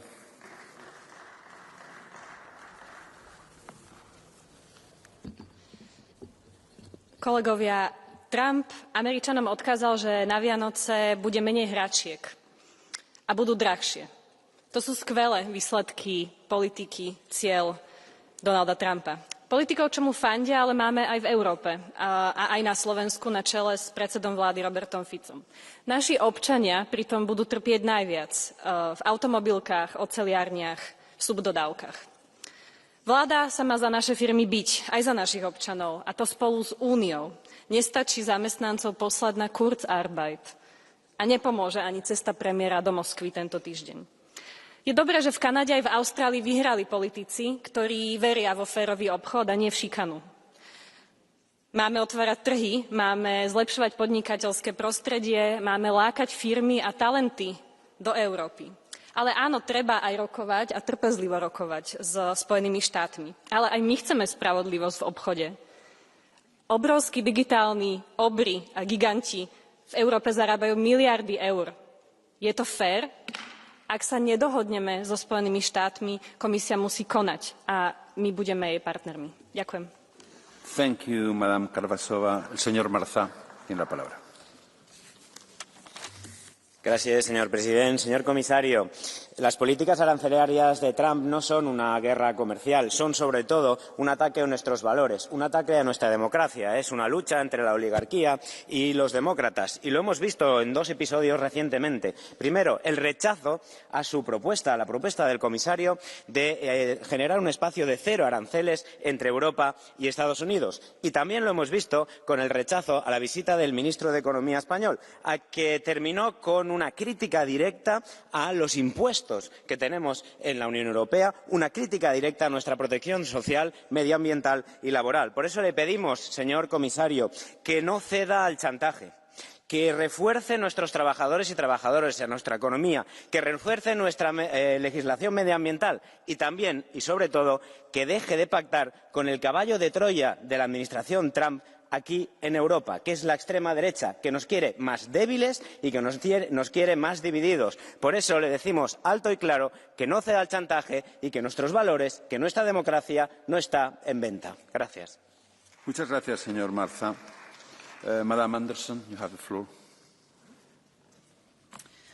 Honourable Chair, the US is ruled by an authoritarian president who is using trade policies as a means of coercion and political extortion. While it is clear that European workers will only lose in a full-fledged trade war, the EU should be much bolder and much more imaginative in its own response to Trump's actions. The EU should target the oligarchs that are close to Trump through action directed at Tesla and Musk, and by a digital tax aimed at the huge digital platforms. The EU should also signal its readiness to use the anti-coercion instrument. But most importantly, we need to make the European economy less dependent on US export. That means supporting internal demand in the European markets, and that means supporting real wage growth and also increasing investments. More than ever, we need to put people and workers first in our economic policy making. Thank you very much, dear Madame Niebler, you have the floor. Danke, Herr Präsident, Herr Vizepräsident, Herr Minister, liebe Kolleginnen, liebe Kollegen. US-Zölle treffen unsere Unternehmen ins Mark. Die Vereinigten Staaten sind unser wichtigster Handelspartner und viele Arbeitsplätze hängen hier in der Europäischen Union am Export. Wenn die US-Administration einseitig unberechtigt Zölle verhängt und uns damit letztlich den Zollkrieg erklärt, müssen wir entschlossen und vor allen Dingen gemeinsam handeln. Ich finde, dass die Kommission richtig reagiert hat. Besonnen, sie haben nicht sofort Gegenzölle verhängt. Sie waren immer zum Dialog bereit, für Verhandlungen offen, haben hart verhandelt. Aber die Kommission hat sich auch vorbereitet, Gegenmaßnahmen zu verhängen, sofort zu reagieren, falls die Zölle scharf gestellt werden. Ich denke, es ist wichtig, daneben noch neue strategische Partner zu finden. Auch da muss ich der Kommission ein Kompliment aussprechen. Sie sind in der ganzen Welt unterwegs. Mercosur-Abkommen ist abgeschlossen worden. Mit Indien wird verhandelt, mit den ASEAN-Staaten, mit afrikanischen Ländern. Ich begrüße alle diese Initiativen, das ist genau der richtige Weg und bedanke mich und wünsche, dass Sie so weitermachen und erfolgreich auch weitere Handelsabkommen abschließen können. Vielen Dank. Vielen Dank, Herr Kollege. Madame Laurenti.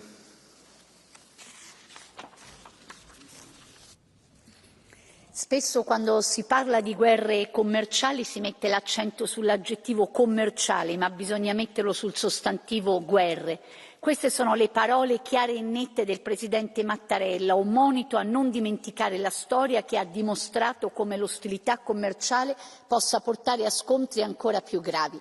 I dazi hanno già cominciato a fare danni prima che Trump li firmasse e poi li sospendesse per 90 giorni. Imprese e lavoratori lamentano situazioni drammatiche con merci bloccate nei porti anche a causa dell'incertezza. 90 giorni è il tempo che ci è stato dato per mettere in campo una risposta che deve essere compatta, europea, per sventare una guerra commerciale che avrebbe conseguenze enormi per le nostre esportazioni, soprattutto nel settore agroalimentare che nel 2024 ha toccato quota 30 miliardi di euro. I dazi colpiscono settori strategici come quello dell'agricoltura, fatta di prodotti di qualità e rispetto al quale è centrale il ruolo rivestito dal Made in Italy. Tutelano invece prodotti di minore qualità. La posta in gioco è troppo alta, non possiamo permetterci divisioni e frammentazioni. Siamo ad un tornante della storia delicata e da come lo attraverseremo dipenderà il nostro futuro. Grazie, Madame. Mr. Cruz. You have the floor. Hartelijk bedankt, voorzitter. Allereerst wil ik graag Eurocommissaris Sefcovic bedanken voor zijn inzet om de handelsrelatie tussen de Europese Unie en de Verenigde Staten te verbeteren. En ik ben blij dat hij mijn voorstel om te streven naar wederzijdse 0% tarieven heeft overgenomen. Maar, voorzitter, terwijl de commissaris probeert de plooien glad te strijken in onze handelsrelaties, zien we elders dat er zand in de machine wordt gegooid. Vorige week legde Brussel opnieuw boetes op aan Amerikaanse techbedrijven, Meta en Apple deze keer. De Amerikanen hebben al vaker gezegd dat zij zulke boetes zien als economische barrières, net zo schadelijk als tarieven. Dus mijn vraag is simpel. Is het niet contraproductief dat Brussel met de ene hand onderhandelt over het afschaffen van tarieven, terwijl het met de andere hand boetes uitdeelt die Washington als nieuwe tarieven beschouwt? Hoe denkt de commissaris dat dit helpt bij het sluiten van een goede deal? Voorzitter, laten we ophouden ons handelsbeleid te laten gijzelen door linkse partijen die sinds de verkiezing op verkiezingen aan het verliezen zijn, ineens een obsessie hebben ontwikkeld met het straffen van big tech. Handelsakkoorden bouw je immers met bruggen en niet met boetes. Dus laten we kiezen voor groei en niet voor ideologische vendetta's. Dank u wel. Thank you very much, dear colleague. Mr. Van Dijk. Dank u wel, voorzitter. Commissaris, collega's, meneer de minister, de aankondiging van de Amerikaanse president over de nieuwe handelstarieven, dat heeft wereldwijd onmiskenbaar voor een grote schokgolf veroorzaakt, ook hier bij ons in de EU. We evolueerden op een korte tijd van een op regels gebaseerd handelsbeleid naar een handelsbeleid dat gebaseerd is op macht en dat schaamteloos gebruikt wordt als drukkingsmiddel.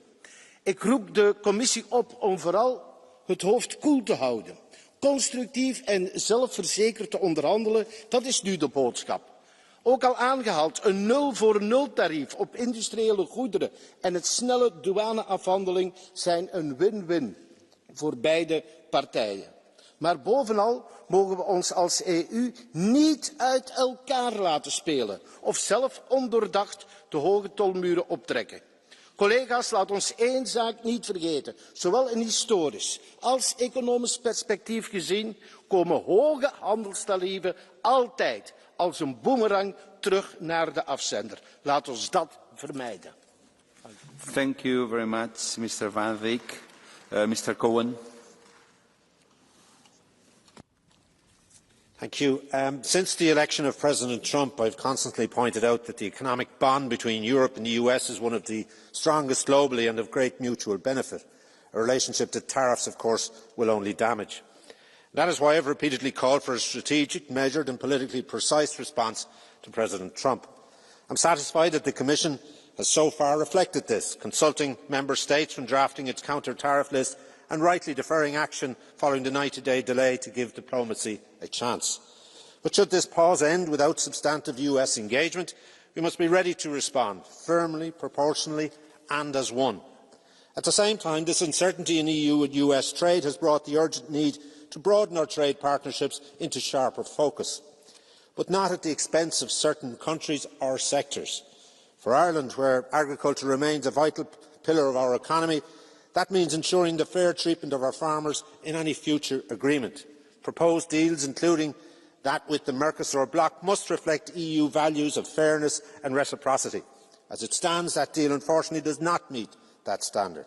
In the days and weeks ahead, I urge the Commission to remember that Europe's strength lies not in noise or brashness, but in unity, resolve and staying power. We learned that through the COVID pandemic, through Brexit and the financial crash, and I have no doubt once again we will stay the course. Thank you, Mr. Cohen. Madame Levin, you have the floor.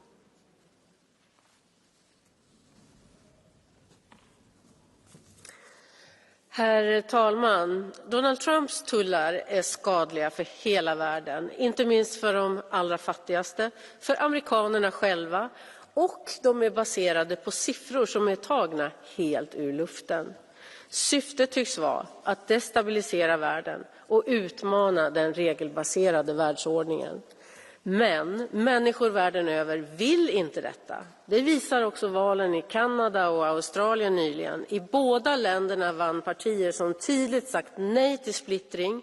Istället har man valt ledare som står upp för samarbete, som står upp för den internationella världsordningen, spelregler och rättvisa handelsrelationer. Det här är viktiga signaler och det är en påminnelse om att en annan väg är möjlig. Och det är just den vägen vi måste hålla fast vid. EU måste fortsätta att stärka banden med likasinnade länder. I ett handelskrig finns inga vinnare, bara vanliga människor som får betala mer för mindre. Därför måste EU stå upp för den rimlighet och det ansvarstagande som Trump-administrationen saknar. Tack. Thank you very much, Madame Levin. Madame Pereira.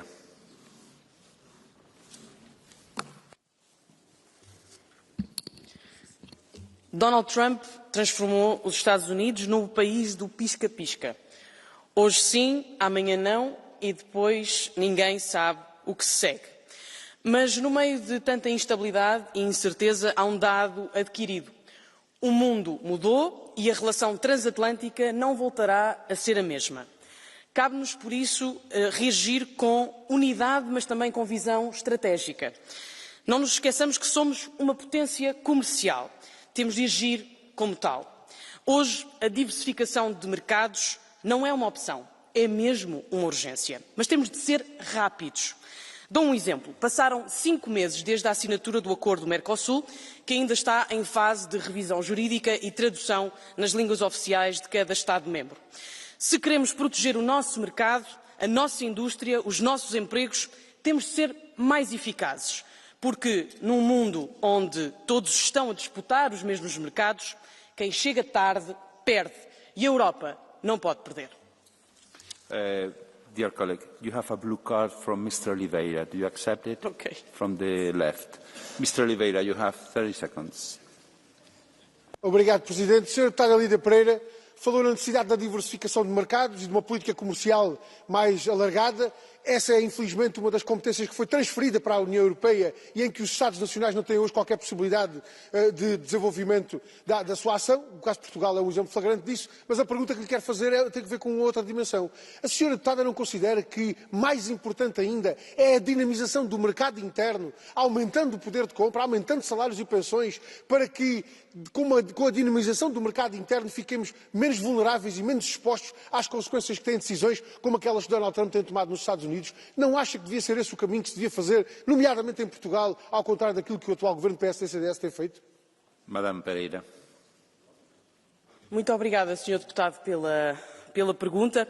Se ao mercado interno se está a referir ao mercado interno europeu, eu não poderia concordar mais. Nós temos mesmo que trabalhar no sentido de remover todas as barreiras que ainda existem, todos os obstáculos que ainda existem ao comércio dentro das fronteiras da União Europeia. E, portanto, sim, só assim é que vamos estar em capacidade de responder de forma robusta àquilo que são as aspirações e os anseios das nossas empresas, não só portuguesas, mas as empresas europeias, para que ganhem escala, para que possam competir a nível internacional. E, portanto, eu creio que sim, essas falhas estão identificadas já em vários relatórios, não só no relatório de Mário Draghi, mas também de Eric Coletta, em que nós temos também trabalho de casa para fazer. E, portanto, a estratégia passa por, sim, diversificar os nossos mercados no comércio internacional e, sim, eliminar as barreiras que ainda existem no mercado interno europeu. Muito obrigado. Señor Moreno.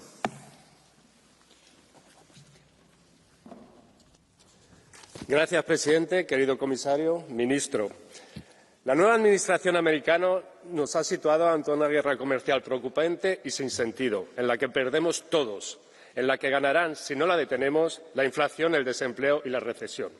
Se abrirán paso el unilateralismo, la autocracia y la pobreza. Señor comisario, en estos 90 días hay que negociar de igual a igual, con la seguridad que supone ser el mayor bloque comercial y el mayor mercado interior del mundo.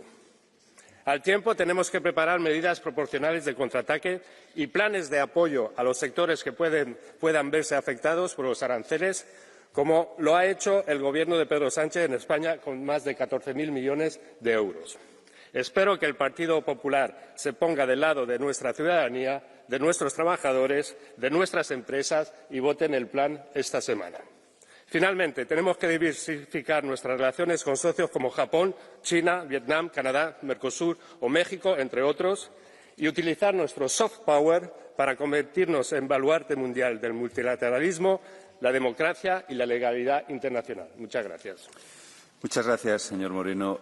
Dear colleagues, I understand that this is a very important debate, but I already have 15 demands for catch the eye. So I'm going to close from now on the blue cards and as well the option of catch the eye. The list is closed. Madame Sticker. Ja, sehr geehrte Damen und Herren, es ist wirklich erstaunlich, wie Sie Europa wirklich in allen Bereichen regelrecht gegen die Wand fahren und sich noch immer hier hinstellen und mit ihrer moralischen Abgehobenheit mit dem Finger immer auf die bösen anderen zeigen. Nein, nicht erst seit Trump seine Zollpolitik gestartet hat, geht es mit der Wettbewerbsfähigkeit der Wirtschaft und dem Wohlstand in Europa stetig bergab. Daran ist Europa schon ganz alleine schuld. Während die USA entschlossen ihre wirtschaftlichen Interessen durchsetzt, belasten sie die Unternehmen immer mehr und noch mehr. Stichwort Green Deal, Green Disaster, Sanktionen, Geldschwemmpolitik, Energiepolitik, Lieferkettengesetz, Emissionszertifikatenhandel, Verbrenneraus, Grenzausgleichsmechanismus, Bürokratie, Überregulierung und. Wir erleben die größte Deindustrialisierung Europas. Und was ist die Strategie der Europäischen Union? Nichts. Sie kritisieren die USA für ihre Zollpolitik. Dabei waren sie es selbst, die vorher auch schon Zölle zum Beispiel gegen China verhängt haben. Ihre Heuchelei und Doppelmoral schreit zum Himmel. Eins drauf legt nur noch die Verliererampel in Österreich, die Österreich in einen Pleitestaat verwandelt und dafür sorgt, dass wir die stärkste Rezession aller EU-Länder haben. Die EU wollte der innovativste Wirtschaftsraum der Welt werden. Davon sind wir heute weit entfernt. Während China und die USA die Zukunft erfinden, macht Europa nur eins: regulieren. Thank you very much, dear colleague, Mr. Axinia. Stimați colegi, mi revine bucuria să vă anunț că primul tur al alegerilor prezidențiale din România a fost câștigat detașat de candidatul conservator George Simion, președintele formațiunii politice din care fac parte. Simion este un pro-american convins, dar și un om care își dorește o Europă puternică și reformată. În ceea ce privește această isterie a taxelor vamale, care a născut atâtea vituperații de la acest pulpitru, eu vă spun că ceea ce face administrația republicană de la Washington este să ne trezească la realitate. Asta pentru că mașina numită Europa derapează grav cu niște conducători adormiți la volan. Acest război al taxelor vamale ne arată trei lucruri. În primul rând că avem impozite și taxe prea mari în Europa, de aceea am sugrumat inițiativa privată, de aceea companiile europene și-au pierdut din competitivitate și nu mai reușesc să inoveze. În al doilea rând avem nevoie de restartarea industriei europene. Trebuie să începem să producem din nou aici cele necesare dezvoltării țărilor noastre, să nu ne mai bazăm atât de ușor pe importuri de bunuri de consum foarte ieftine. Și în ultimul rând, măsurile de răzbunare propuse de Comisia Europeană sunt penibile și nu există vreo strategie de negociere. Americanii pun taxe pe oțel și automobile, iar Bruxelles vrea taxe pe whisky și Harley Davidson. Mulțumesc. Thank you very much, Mr. Axinia. Madame Bertrand. Merci, Monsieur le Président, Monsieur le Ministre, Monsieur le Commissaire. Presque aucun pays épargné, aucun secteur à l'abri. L'idéologie rôde dans les couloirs de la Maison-Blanche de Donald Trump. Un protectionnisme brutal, assumé, sans règles ni limites. Certains, ici, embarrassés, peinent à cacher un fond de satisfaction. Leur projet devient réalité, appliqué avec zèle par une administration étrangère. D'autres voudraient nous entraîner dans une escalade sans fin. Droits de douane contre droits de douane, barrières commerciales contre barrières commerciales. L'Union européenne, forte et unie, a choisi une autre voie, celle d'une riposte ciblée, proportionnée. Suspendue à ce stade pour ne jamais rester opposée au dialogue. Monsieur le Commissaire, je vous soutiendrai tant que vous défendrez avec clarté et fermeté la prospérité internationale et les intérêts européens, et tant que vous serez prêt à utiliser tous les instruments que nous avons façonnés ensemble. Les choix protectionnistes américains constituent une opportunité, celle d'approfondir notre politique industrielle européenne avec des investissements massifs, mais aussi renforcer des partenariats, diversifier nos alliances pour enfin bâtir un ordre économique stable, juste et durable. Merci, Madame Bertrand. Mr. Zdrojewski. Panie Przewodniczący, Panie Komisarzu, Panie Ministrze, wszyscy doskonale wiemy, że decyzje dotyczące podatków, w tym ceł, nie powinny zapadać z dnia na dzień, nie powinny być wdrażane z dnia na dzień. Doskonale wiemy, że większość przedmiotów, towarów powstaje nie w cyklach dziennych, powstaje w bardzo skomplikowanym łańcuchu produkcji przez podmioty gospodarcze. Te podmioty gospodarcze oczekują, krótko mówiąc, stabilności. One kalkulują, liczą, szacują swoje koszty. Przedmioty też nie poruszają się na świecie z prędkością światła. Są transportowane taką lub inną drogą, ale to wymaga czasu, cierpliwości, pewnych kosztów. Główny więc dzisiaj apel jest o to, aby wszystkie takie decyzje zapadały z odpowiednim wyprzedzeniem, aby nie zapadały z dnia na dzień, aby nie powodowały druzgocące efekty, jeżeli chodzi o kalkulacje ekonomiczne. Przy tej okazji jedno podziękowanie. Kończy się polska prezydencja. Byłem dumny z niej, jak byłem ministrem. Jestem dumny z niej w chwili obecnej. Chciałem panu ministrowi Adamowi Szłapce bardzo podziękować za stałą, adekwatną obecność na wszystkich naszych sesjach. Będziemy mieli jeszcze jedną w Strasburgu, a potem będziemy trzymać kciuki za prezydencję duńską. Wszystkiego dobrego. Dziękuję bardzo. Thank you very much, dear colleague. Mr. Glucksmann, you have the floor. Merci, Monsieur le Commissaire, chers collègues. Le président des États-Unis est un bully qui voit le monde comme une cour de récréation. Et face à un bully, baisser les yeux ne sert à rien. Espérer passer entre les gouttes ne sert à rien non plus. Il faut montrer que l'Europe est forte. Alors, plutôt qu'une approche classique, tu taxes mon vin, je taxe ton whisky, une approche qui serait trop coûteuse pour nos entreprises et trop prévisible pour dissuader Trump, montrons que nous sommes prêts à cibler, le cas échéant le cœur de sa puissance, les services digitaux américains, les piliers de la fameuse broligarchie trumpiste. Utilisant enfin la force de notre marché, appliquons nos lois sur le numérique, œuvrons ensemble à des alternatives européennes souveraines aux Amazon, Facebook, X et consorts. Le moment historique que nous traversons est celui de l'émergence, en matière de commerce, de défense ou d'industrie, d'une puissance européenne souveraine, une puissance dont l'acte de naissance même est aussi un acte de divorce. Le choix que nous ferons maintenant définira la nature de l'Europe pour les décennies à venir. Le statu quo est impossible, alors il vous faut aller de l'avant. Thank you, dear colleague. Mr. Rago.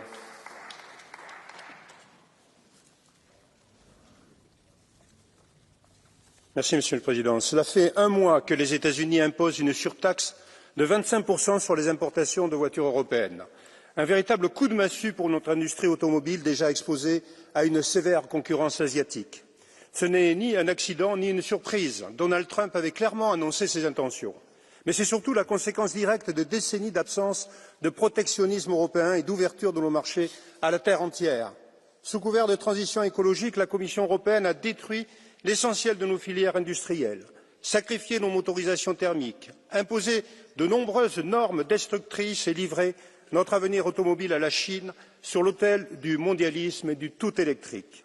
Et pendant que les États-Unis et Pékin protègent leur industrie, Bruxelles subventionne à coups de milliards des ONG militantes responsables d'une propagande anti-voiture. Pire encore, la Commission vient de proposer l'instauration d'un contrôle technique annuel obligatoire pour les véhicules de plus de 10 ans et pour tous les automobilistes européens.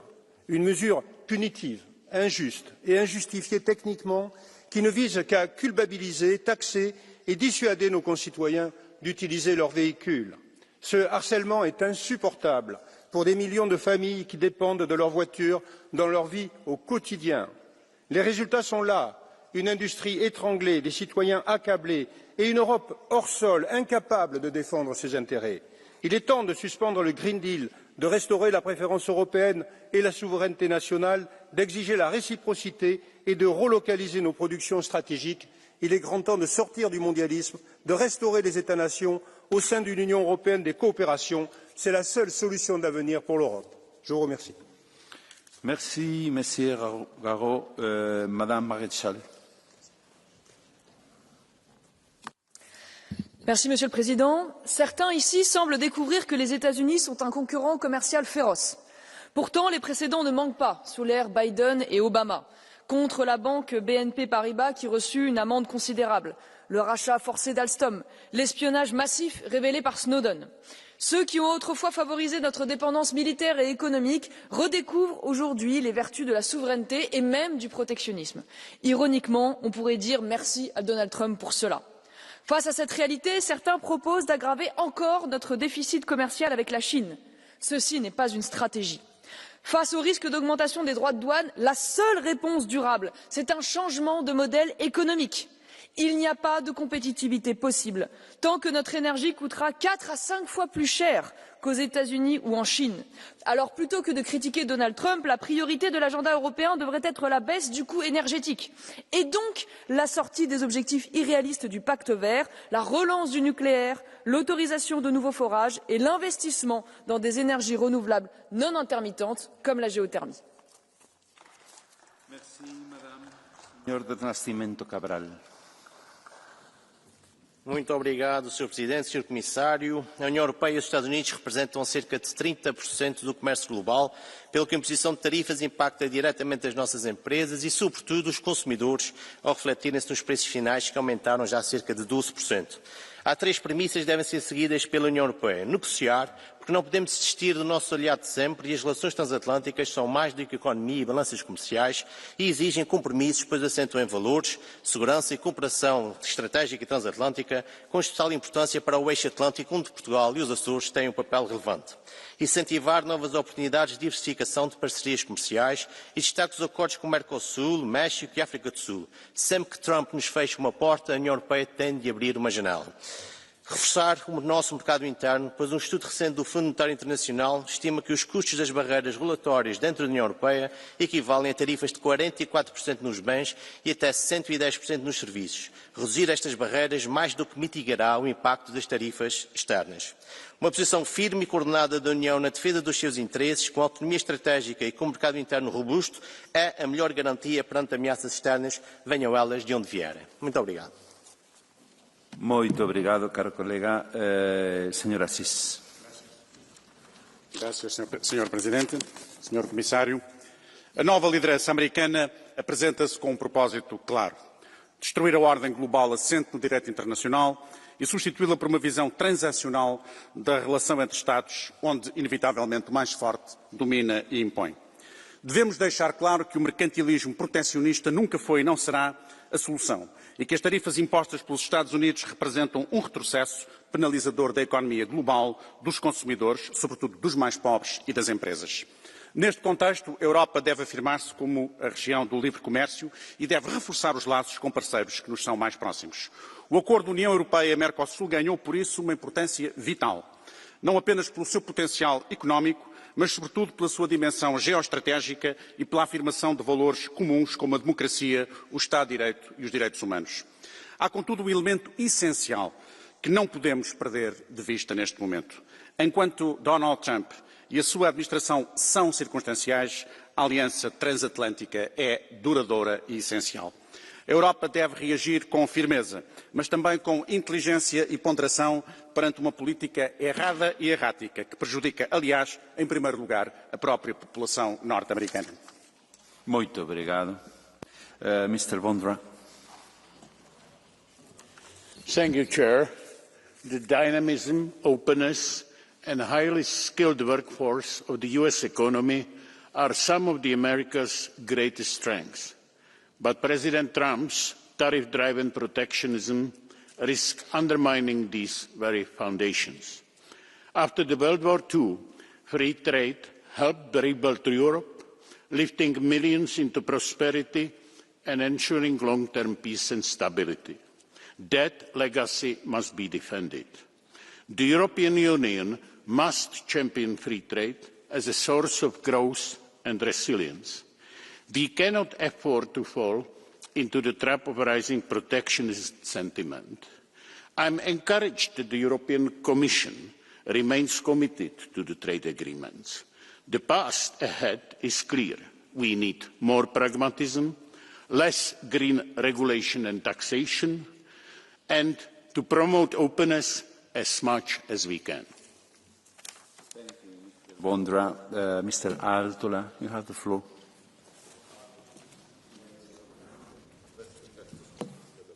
Honourable members, the recent tariffs imposed by the United States strike at the heart of fair and open transatlantic trade. These measures are already hurting European industries, disrupting supply chains and shaking investor and consumer confidence. The European Union has responded responsibly, suspending countermeasures for 90 days to allow for negotiations. But let me be clear, we shall not allow unfair treatment of our businesses or our citizens. If talks fail, we are ready to act firmly and strategically. We have to communicate our resolve clearly. Honey talking does not ultimately work with President Trump. This is not just about economics. It's about standing up for European interests and for our collective defence. Europe is open to dialogue, but not open to intimidation. Thank you. Thank you very much, dear colleague. Madame Insir.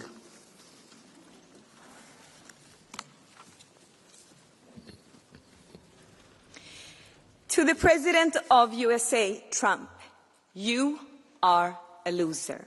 Because there are no winners in this trade war.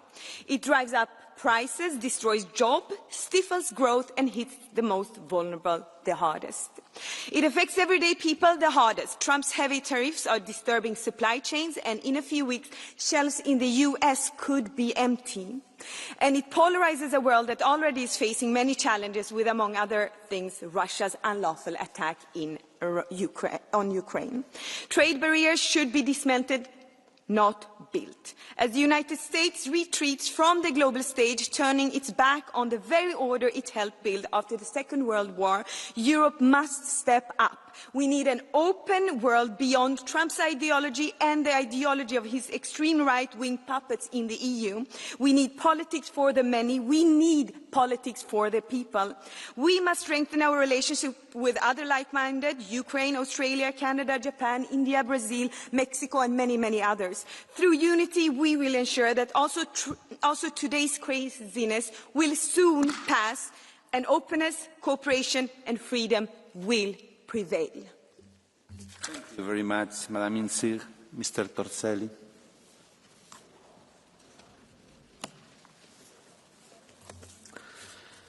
Caro Commissario, credo che la riflessione sulle relazioni commerciali tra Europa e United States debba oggi svilupparsi su due differenti piani.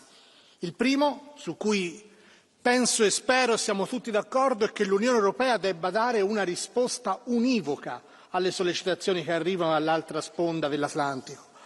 Il secondo è che questa risposta non può essere solo il braccio di ferro, perché questo significherebbe mettere a repentaglio le nostre filiere produttive.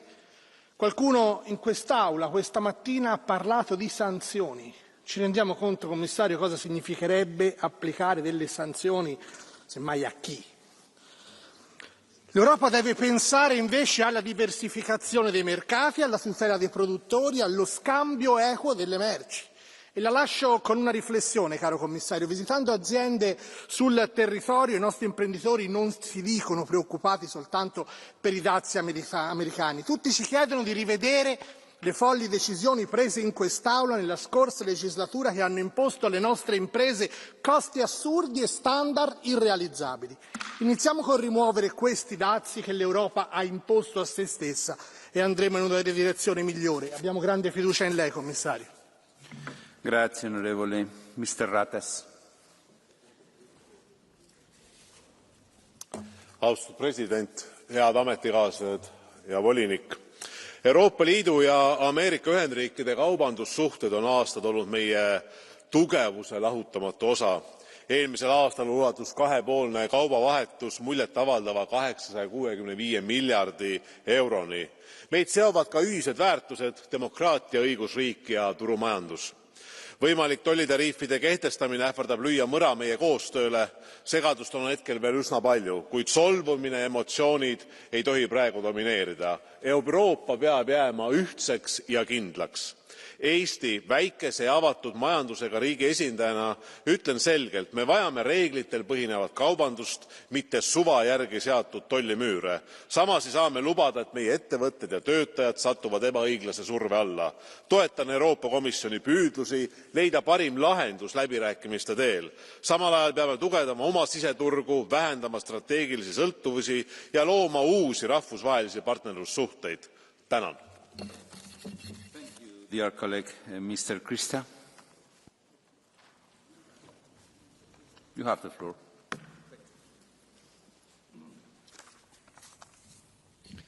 Stimați colegi, domnule comisar, avem în față un potențial drum periculos în ceea ce privește relațiile cu prietenii noștri americani. Avem această asimetrie structurală când vine vorba de principii, valori și interese. Nu mai suntem alineați și lucrul ăsta este profund de periculos.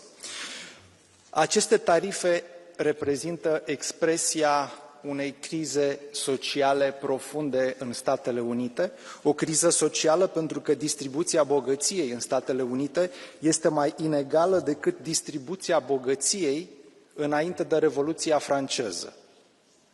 Nu critic prietenii noștri americani pentru că suntem parteneri, dar prin tot ceea ce au făcut în ultimii decenii, aș spune că au prioritizat nu salariile și standardul de viață a celor care muncesc, ci au prioritizat creșterea capitalului celor care investesc.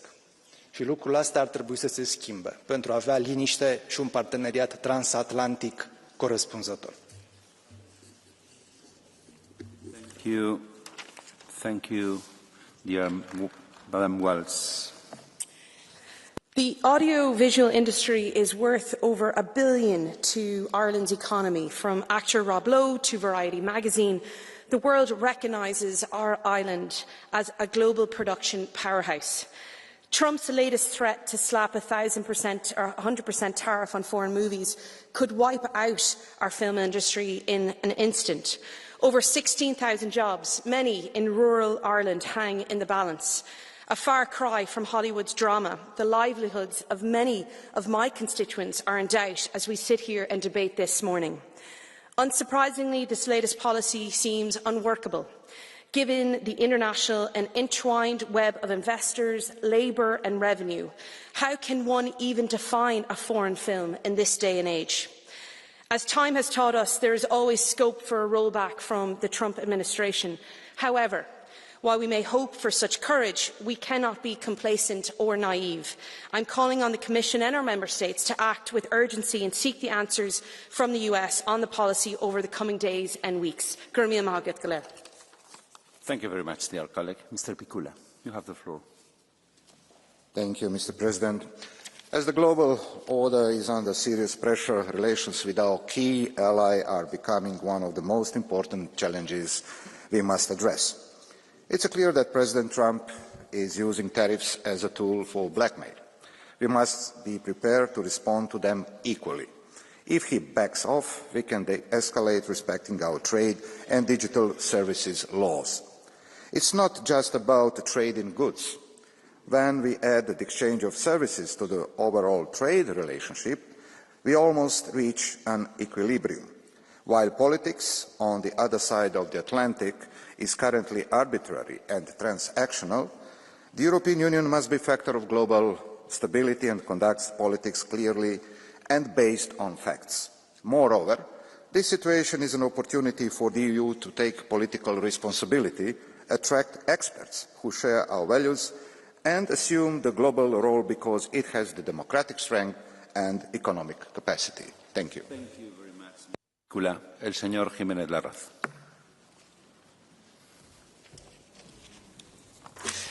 Señor presidente. La fuerza de Europa ante este desafío reside en su unión comercial. Somos un mercado decisivo a nivel global. 450 millones de personas con un alto poder adquisitivo. Tenemos el poder de hablarle de tú a cualquiera. A Estados Unidos también. Esta guerra comercial no beneficia a nadie, a quien la ha empezado tampoco. Debemos hacer valer nuestra unidad. Los Estados miembros no pueden caer en la trampa de hacer la guerra por su cuenta. Nuestros rivales comerciales nos quieren divididos, por algo será. Negociemos hasta la extenuación con quien es nuestro principal socio comercial y aliado político, pero que sea consciente de que ante un ataque comercial tenemos herramientas y capacidad de respuesta. Y preparémonos. Si Estados Unidos se repliega, busquemos nuevos mercados. Ahí están México y Mercosur. Debemos cerrar más y mejores acuerdos. El libre comercio es un principio fundamental del proyecto europeo. Influyamos a nivel global, frente al repliegue nacional, frente al proteccionismo y los aranceles, más libre comercio basado en reglas y más Europa. Gracias, señor Jiménez Larraz. Mr. O'Riordan, you have the floor. 80,000 Irish jobs at risk. Last week, as we marked May Day, Trump's reckless tariffs cast a shadow over workers and businesses across Europe. The full impact is unclear, but what is clear is that unless we act, it's workers who will pay the price. We saw this in 2008 when families bore the brunt of the crash, and we can't let that happen again. We must protect those who keep our economies running, workers and small businesses. Real strength doesn't come from governments reneging on sick pay and living wage commitments, as the Irish government has done, but from decent jobs, affordable housing and public investment. These tariffs are really about a perverse perception of power, and Europe must respond with unity and resolve. If Trump wants a trade war, we won't have started it, but we won't back down. This is our movement to prove, our moment to prove, that Europe is more than a market. Indeed, it is a movement, and we are a union of values, one that stands up for its people. Thank you very much, dear colleague, Mr. Pavlikevic.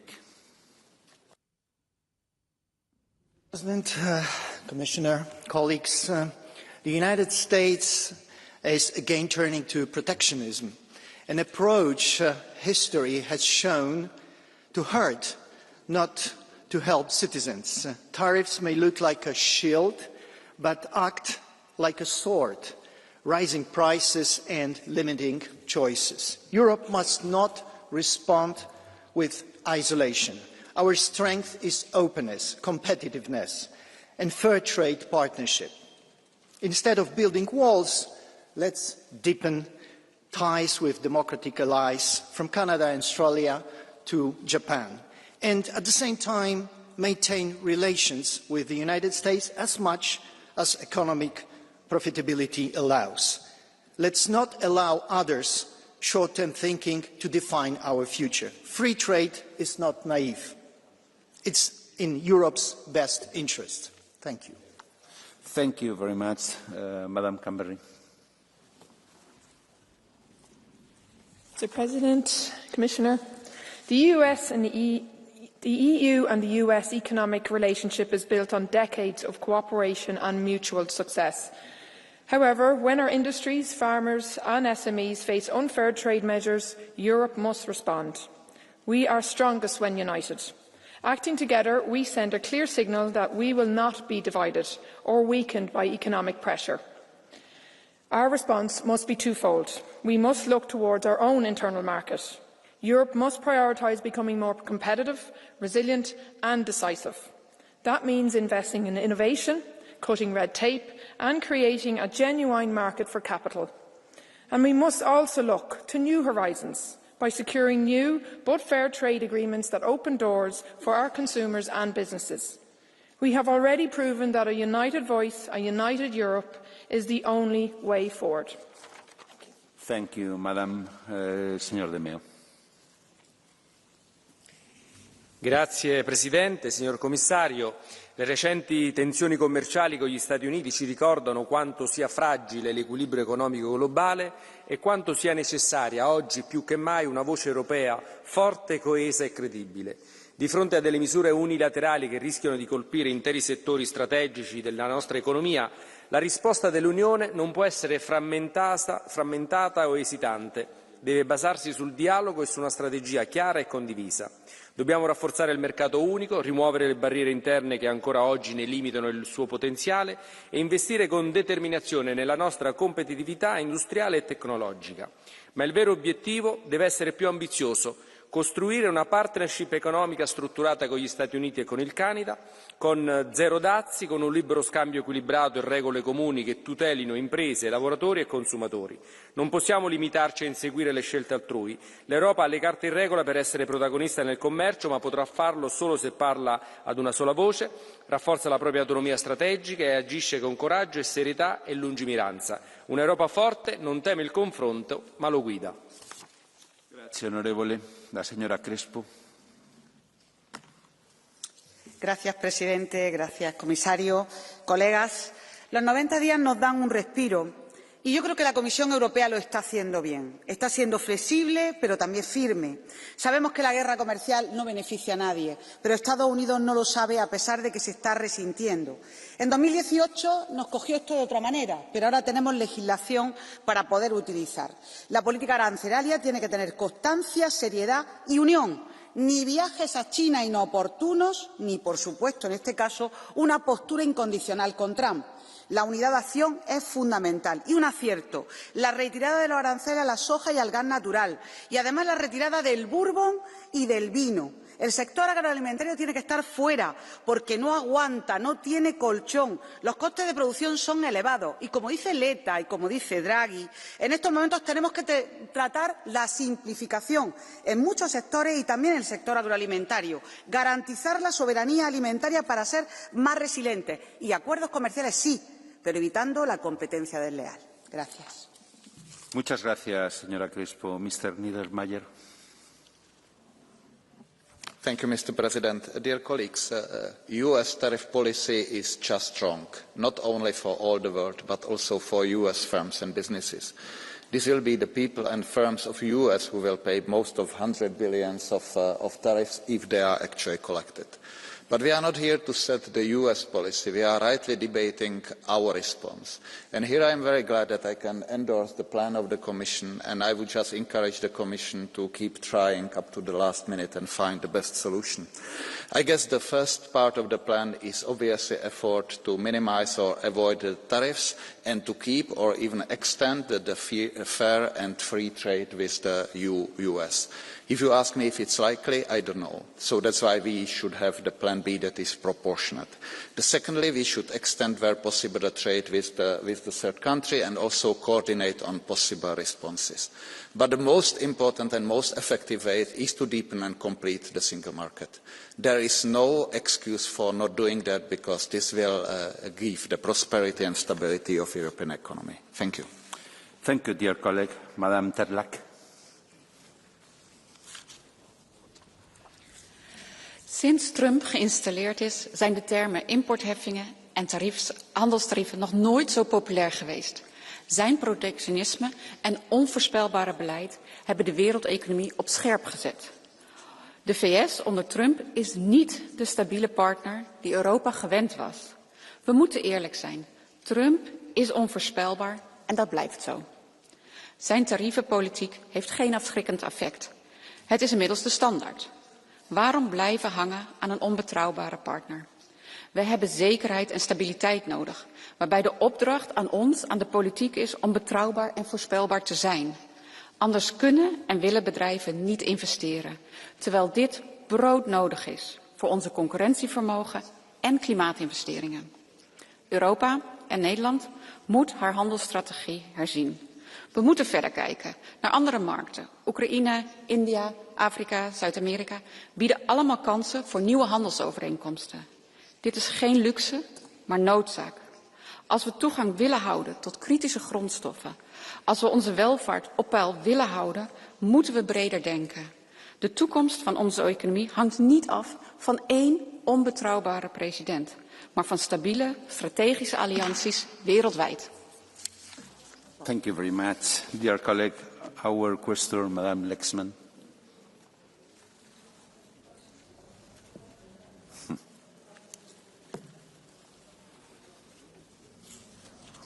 Ďakujem za slovo. Vážení kolegovia, pán komisár, v týchto dňoch si pripomíname 80. výročie konca druhej svetovej vojny. Európa, ako ju poznáme, bola postavená na silnom transatlantickom zväzku a na spoločných hodnotách. Práve tie nám pomohli brániť sa proti totalitným režimom. Súčasný geopolitický kontext si vyžaduje odvážne strategické myslenie na najvyššej politickej úrovni a hľadanie udržateľnej spolupráce. Už od začiatku upozorňujem, že namiesto kritiky je potrebné konštruktívne rokovať so Spojenými štátmi a hľadať spoločné záujmy. Rozhodne by sme sa namiesto toho nemali nakláňať k nedemokratickým totalitným režimom. Nemôžeme si dovoliť, aby dnes mali totalitné režimy príležitosť využiť naše nezhody. Flirtovanie s čínskou komunistickou stranou v konečnom dôsledku podkope našu ekonomiku, ale aj našu bezpečnosť. A pošpiní dedičstvo všetkých, ktorí chránili hodnoty ľudskej dôstojnosti a demokracie, čiže základ Európskej únie. Ďakujem. Thank you, dear colleague. As I've said before, I have 15 requests for Catch the Eye. So I'm not going to attend all of them, to give all of them.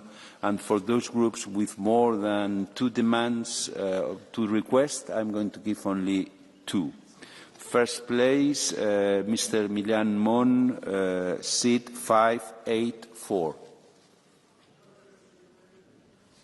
Las relaciones económicas entre la Unión Europea y Estados Unidos son las más importantes del mundo. Computemos no solo el comercio de mercancías, sino también el de servicios y las inversiones. Las cifras demuestran la gran interconexión de ambas economías en beneficio mutuo. Y una guerra de aranceles no es buena ni para consumidores, ni para trabajadores, ni para empresas, ni para la economía en general. Solo beneficia a la inflación. Una economía hasta hace meses tan boyante como la de Estados Unidos, el pasado trimestre ha registrado un crecimiento negativo del 0,3% y es posible su entrada en recesión este trimestre. Nosotros debemos continuar la negociación en curso con Washington.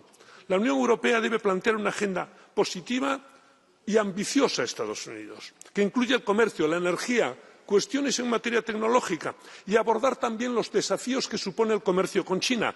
Se puede añadir, ¿por qué no?, la contratación pública. Lástima no haber concluido el TTIP hace 10 años, señor comisario. Qué lástima. Termino. En paralelo, tenemos que continuar diversificando nuestras relaciones económicas y comerciales a través de acuerdos como Mercosur y México y las negociaciones con países asiáticos como la India. Y no olvidemos, señor comisario, profundizar en nuestro mercado único, como pidió el informe Letta el año pasado. Gracias. Gracias, señor Millán Mon. La señora Grappini.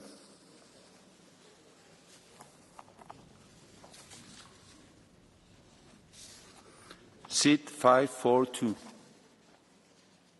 Yeah, you have the floor. Domnule comisar, domnule președinte, stimați colegi, subiectul de astăzi este extrem de important pentru viitorul Uniunii Europene. Domnule comisar, puterea de negociere este extrem de importantă din punct de vedere a negociatorilor, dar și ce argumente au în spate. Dacă nu vom avea o piață puternică internă, nu avem cu ce să ne ducem la negociere. Dacă nu ne luăm cetățenii parteneri să creștem cumpărarea produselor europene și dezvoltarea industriei europene, nu vom avea cum să-l convingem. Este libertatea de decizie a domnului Trump, oricât l-am criticat. De aceea, domnule comisar, sigur, avem un răgaz de 90 de zile, dar cu ce ne ducem la negociere? Trebuie să ne ducem cu argumente solide că, da, piața Uniunii Europene este importantă, să o facem tentantă pentru Statele Unite și să reușim să negociem pe principiul câștig-câștig. Altfel, degeaba încercăm alte acorduri. E o piață consistentă, ați spus chiar dumneavoastră, volumele mari de investiții, de schimburi comerciale, dar eu nu văd o agendă și faceți-o transparent. Spuneți-ne cu ce argumente vă duceți acolo la negociere. Mulțumesc! Thank you very much. Mr. Tinkinen.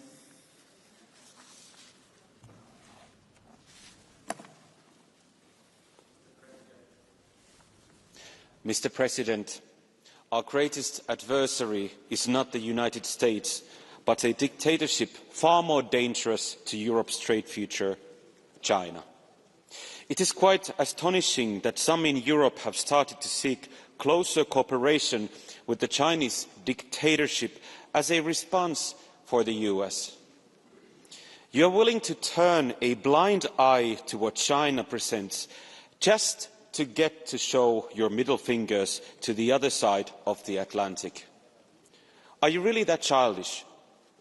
You are all acting like a bunch of high school divas. But I say we take a different approach.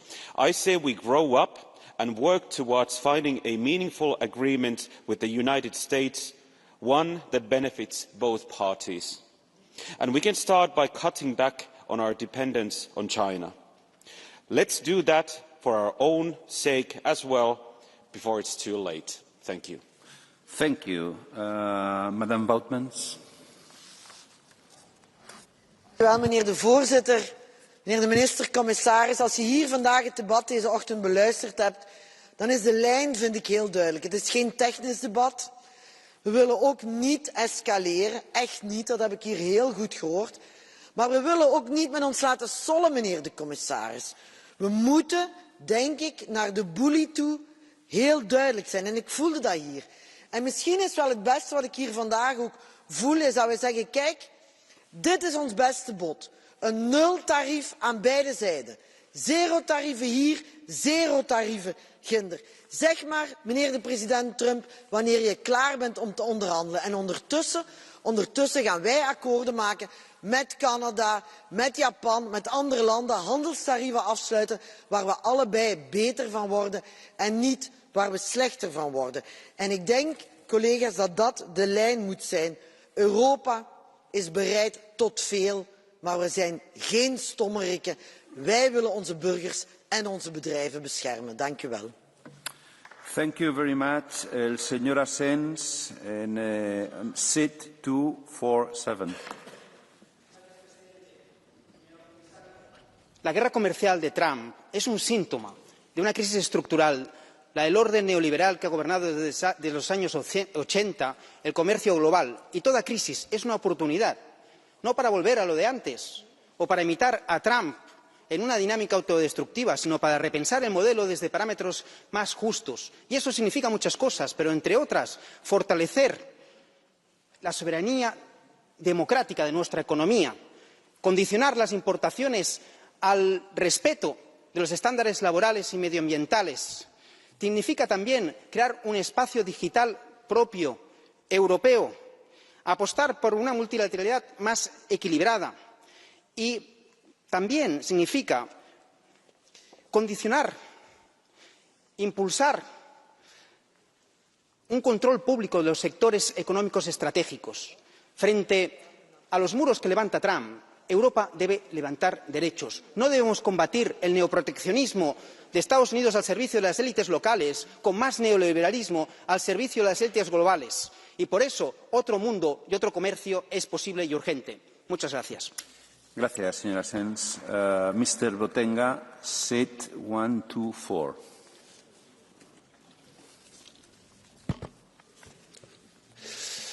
Thank you, Mr. Commissioner Sefcovic. I read your remarks in the press, and I sometimes wonder, is there a Eurovision contest for being Washington's best lapdog? Because honestly, Trump threatens us, and your reaction is, well, we might import more shale gas. Yes, that's going to cost us very, very dearly. Our workers will pay more. It's going to pollute our planet, but we'll do it. Please be nice to us. The agricultural produce, I think you spoke about more beans on the EU market. Why do we want to reward him? Or China? You say, yes, let's be tougher on China. This will mean increased prices for European consumers and less access potentially to technology for our economy. Now I think if you really want to react to what Trump is doing and what you would do if you'd be attacked by, I don't know, China with a trade war, Russia or whatever, would be to invest in our own infrastructure. Why don't we take, I don't know, public energy companies? You know, they can guarantee cheap, affordable energy to industries and to workers. Or diversify our relations also with China and with all these other countries that have been mentioned. That is the strategy and that is what we need. Thank you. Thank you very much. Mr. Papadakis, seat 811. Η επιβολή δασμών από τις Ηνωμένες Πολιτείες, η ανταλλαγή δασμών και αντίμετρων μεταξύ Ηνωμένων Πολιτειών και Κίνας αποτελούν τμήμα του ανταγωνισμού τους για την πρωτοκαθεδρία στο διεθνές καπιταλιστικό σύστημα, στο οποίο η Ευρωπαϊκή Ένωση και η Ρωσία εκπληρώνουν το δικό τους ρόλο υπέρ των μονοπωλίων. Εμπορικοί πόλεμοι, κυνήγοι σπάνιων γεών, πηγών και δρόμων μεταφοράς ενέργειας και εμπορευμάτων συνδέονται άρρηκτα με τις αιτίες των πολέμων, ενώ τεράστια κεφάλαια συσσωρεύονται προετοιμάζοντας έδαφος για νέα οικονομική κρίση του εκμεταλλευτικού συστήματος. Οι λαοί της Ευρώπης δεν έχουν κανένα συμφέρον να στρατευτούν με τους πολεμικούς και εμπορικούς σχεδιασμούς της Ευρωπαϊκής Ένωσης, ούτε με τους ανταγωνιστές της. Το μόνο σίγουρο είναι ότι ο βαρύς λογαριασμός πολέμων, δασμών και κυρώσεων θα φορτωθεί στους λαούς, γι' αυτό πρέπει χαράζοντας αφοτελή δρόμο να απαιτήσουν καμία θυσία για τα κέρδη και τους ανταγωνισμούς τους, σηκώνοντας ψηλά τη σημαία των διεκδικήσεων των σύγχρονων αναγκών και δικαιωμάτων. Στην πράξη αποδεικνύεται ότι για να κερδίσει ο εργαζόμενος λαός πρέπει να χάσει το μεγάλο κεφάλαιο. Thank you very much. Madame Yanovici Sosoaka, seat 859. Mulțumesc. Nu știu cum credeți dumneavoastră că negociați cu cineva pe care l-ați jignit înainte să fie ales și după ce a fost ales.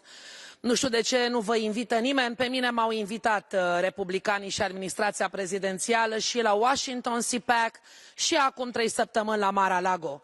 Și vă spun că am vorbit direct cu ei. Se poate vorbi, dar discutăm aici despre economie. Dumneavoastră, când angajați oameni sau îi puneți pe listă, îi întrebați care sunt opțiunile lor sexuale, în loc să întrebați care sunt opțiunile lor economice și ce pregătire au.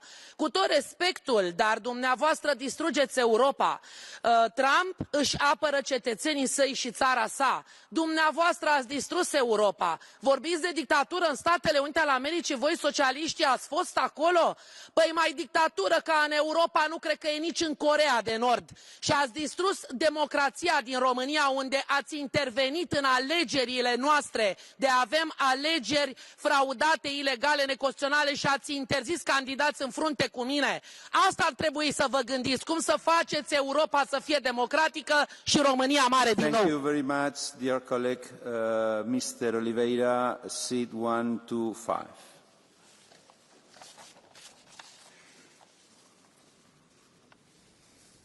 Obrigado, Presidente. Sr. Comissário Sefcovic, a resposta à política de tarifas de Trump tem que assentar em três elementos essenciais. Primeiro, o reforço do mercado interno com o aumento do poder de compra, apoiando políticas de aumento de salários e de pensões. Reforçando o nosso mercado interno, temos uma economia menos dependente, menos vulnerável, menos exposta às decisões que outros tomam, sobretudo quando elas nos são prejudiciais. Em segundo lugar, precisamos de desenvolver as nossas capacidades produtivas, particularmente com uma política de reindustrialização e de incorporação de ciência e tecnologia na produção das nossas empresas, para garantir que também assim ficamos menos vulneráveis e menos dependentes às decisões de política económica e comercial que outros tomam, nomeadamente quando decidem aumentar tarifas não apenas sobre bens, mas também sobre matérias-primas. Em terceiro lugar, é absolutamente essencial termos uma política comercial diversificada, com acordos de comércio que não sacrifiquem as economias e os interesses dos pequenos países face aos interesses das grandes potências e que, sobretudo, permitam encontrar formas adequadas de desenvolvimento económico na base de relações internacionais de cooperação. Esse é o caminho que deve ser seguido, não da subserviência aos Estados Unidos e à administração de Trump. Muito obrigado. La señora Miranda, seat 186. Muito obrigada, Sr. Presidente. A pausa do medo, a chantaxe e os delírios do Sr. Trump non pode ser o motor para a nosa política comercial europea. Non podemos ceder a chantaxe dese líder autoritario. É necesario avaliar inmediatamente o impacto das taxas impostas por Trump. Ameaza directa á soberanía dos nosos povos, ameaza da economía e do emprego e ameaza ao direito internacional. No meu país, a Galiza, a política intervencionista do Sr. Trump ameaza o sector metalúrgico e do viño, o sector automotivo e tamén outros sectores. Precisamos, señor comisario, investimentos neses sectores estratégicos. Tamén precisamos independencia estratégica e tamén, señor comisario, capacidade produtiva e protexer a nosa industria para evitar o dumping no emprego, o dumping social e económico. Muito obrigada. Gracias, señora Miranda. Señor López Aguilar. Seat 379. Comisario Sefcovic, es evidente que el regreso de Trump a la Casa Blanca ha significado una patada al tablero del desorden global y que la disyuntiva está despejada en este debate. No cabe ni achantarse ni desbaratarse, solo cabe una reacción unitaria de defensa de un mundo basada en reglas y en el multilateralismo, también en el comercio global. Pero hay un mensaje que no ha emergido todavía y en el que tenemos que ser especialmente unánimes, y es en decirle a Trump que the EU was not meant to screw the US, que en ningún caso la Unión Europea se hizo para fastidiar a Estados Unidos. La idea europea es endógena, la idea europea tiene valor en sí misma y la idea europea tiene que afirmarse con autonomía, autonomía estratégica y también autonomía frente a esas medidas unilaterales ante las que solo cabe oponer contramedidas justas y proporcionadas, pero sobre todo afirmando la autonomía y la razón de ser de la Unión Europea. Gracias, presidente. Gracias, señor Fernández López Aguilar. Next speaker, Madame Annunziata, seat 382. Grazie commissario, parlerò in italiano. Lei mi perdonerà se non parlo di dazi ma di Gaza. Queste due vicende in realtà rispondono alla stessa idea di politica, la sostituzione da parte di Trump dell'interesse pubblico con quello privato. Tutti sappiamo che tra 6 giorni il presidente Trump sarà a Gerusalemme nella sua prima visita internazionale e Bibi Netanyahu, il suo governo, ha pensato di presentargli in quella situazione un regalo. Sappiamo dal piano che è stato approvato ieri che il governo intende invadere Gaza per spostare i palestinesi dal loro territorio e intende poi affidare il loro benessere solo alle organizzazioni di beneficenza private. Questo significa una cosa molto importante, significa l'abolizione di un'altra pagina della nostra democrazia, che è stata fatta di società di intermediazioni, di una politica di intermediazione. Fuori saranno dunque le organizzazioni umanitarie, quelle degli Stati, quello stesso ONU in definitiva, ma anche le nostre. Io guardo a questo anno che sono stata qui e non ho notato altro che l'incapacità di fare differenza in Palestina. Ma non preoccupatevi, i fantasmi dei fallimenti stanno sempre alle nostre porte. Our next speaker is Mr. Andriukaitis, seat 309. Thank you. Dear Commissioner, dear Maros, I welcome your today's statement. The predictable unpredictability of Trump's policies is a challenge. And Trump's brutal tariff war and nationalist protectionism are a real threat. We must stay united and determined in promoting and defending rule-based global trade and multilateralism. And of course, we need to intensify trade with other markets like Mercosur, modernize and capitalize our benefits of existing free trade agreements with Canada, Mexico. But we must urgently complete our single market, urgently provide EU-wide targeted support for impacted European industries and our affected regions. State aid to our industries and small and medium enterprises is necessary. We must buy European goods and services and promote made-in-Europe products. Our strategic industrial and autonomy demands it. Thank you.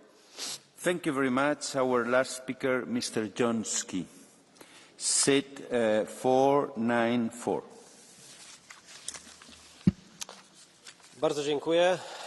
Szanowny Panie Komisarzu, wartość ceł nakładanych przez Stany Zjednoczone na unijny eksport to wzrost 7 miliardów w 2023, 7 miliardów euro, do 81 miliardów euro w 2025. To jest prawie 74 miliardy euro więcej. Około 70% produktów unijnych eksportowanych do Stanów będzie podlegać dodatkowej opłacie. Oczywiście najbardziej dotknięty zostanie sektor motoryzacyjny. Unijny eksport warty mniej więcej 66 miliardów euro zostanie obłożony w kwocie 16,5 miliarda euro dodatkowymi opłatami. To również dotyczy mojego kraju, bo produkujemy 800 tysięcy samochodów, pracuje 200 tysięcy osób w tym sektorze. Mówiąc wprost, globalna gospodarka może stracić nawet 7% PKB, to równowartość gospodarek Niemiec i Francji razem wziętych. Unia Europejska nie chce wojny celnej, ale chce partnerstwa, dlatego ta propozycja zerowych ceł w dwie strony jest bardzo rozsądnym i oczekiwanym z dwóch stron, myślę, propozycji. Bardzo dziękuję. Thank you very much, dear colleague. And now to close the debate on behalf of the Commission, Commissioner Sefcovic, you have the floor.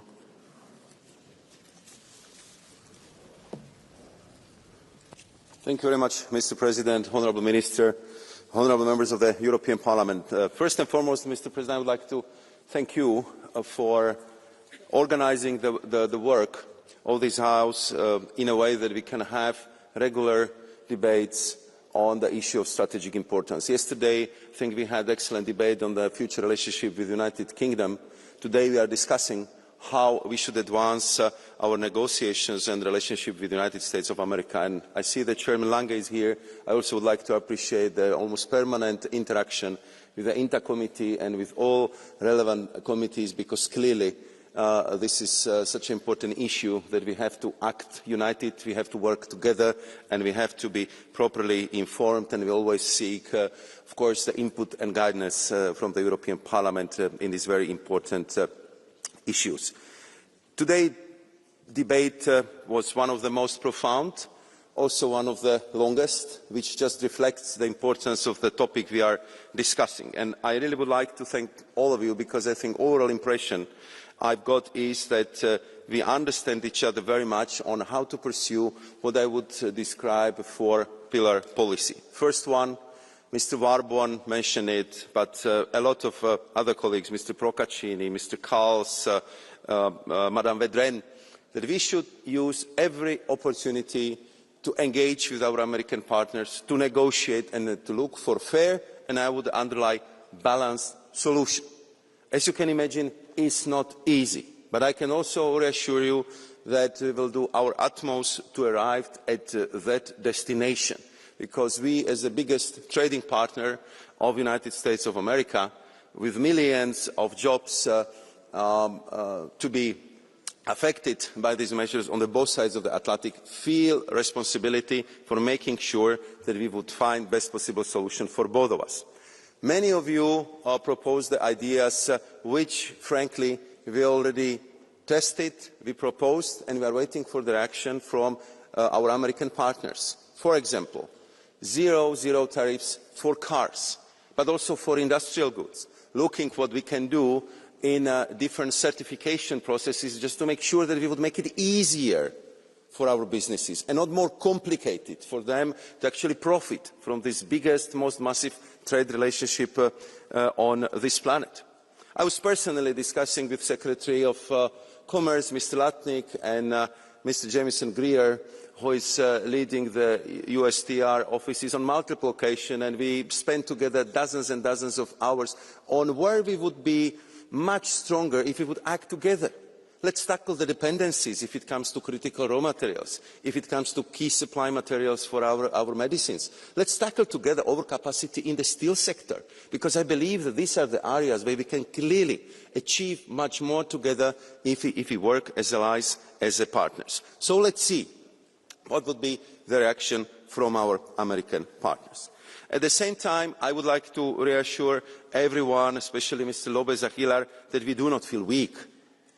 We do not feel under undue pressure to accept the deal which would not be fair for us. We are absolutely clear that we are the biggest trading bloc on this planet, with very strong economy and with very biggest actually the network of our free trade agreements. And we know that this negotiation might not in the end succeed despite of all our sincere efforts. So therefore, we of course are preparing for the possible and might be needed rebalancing.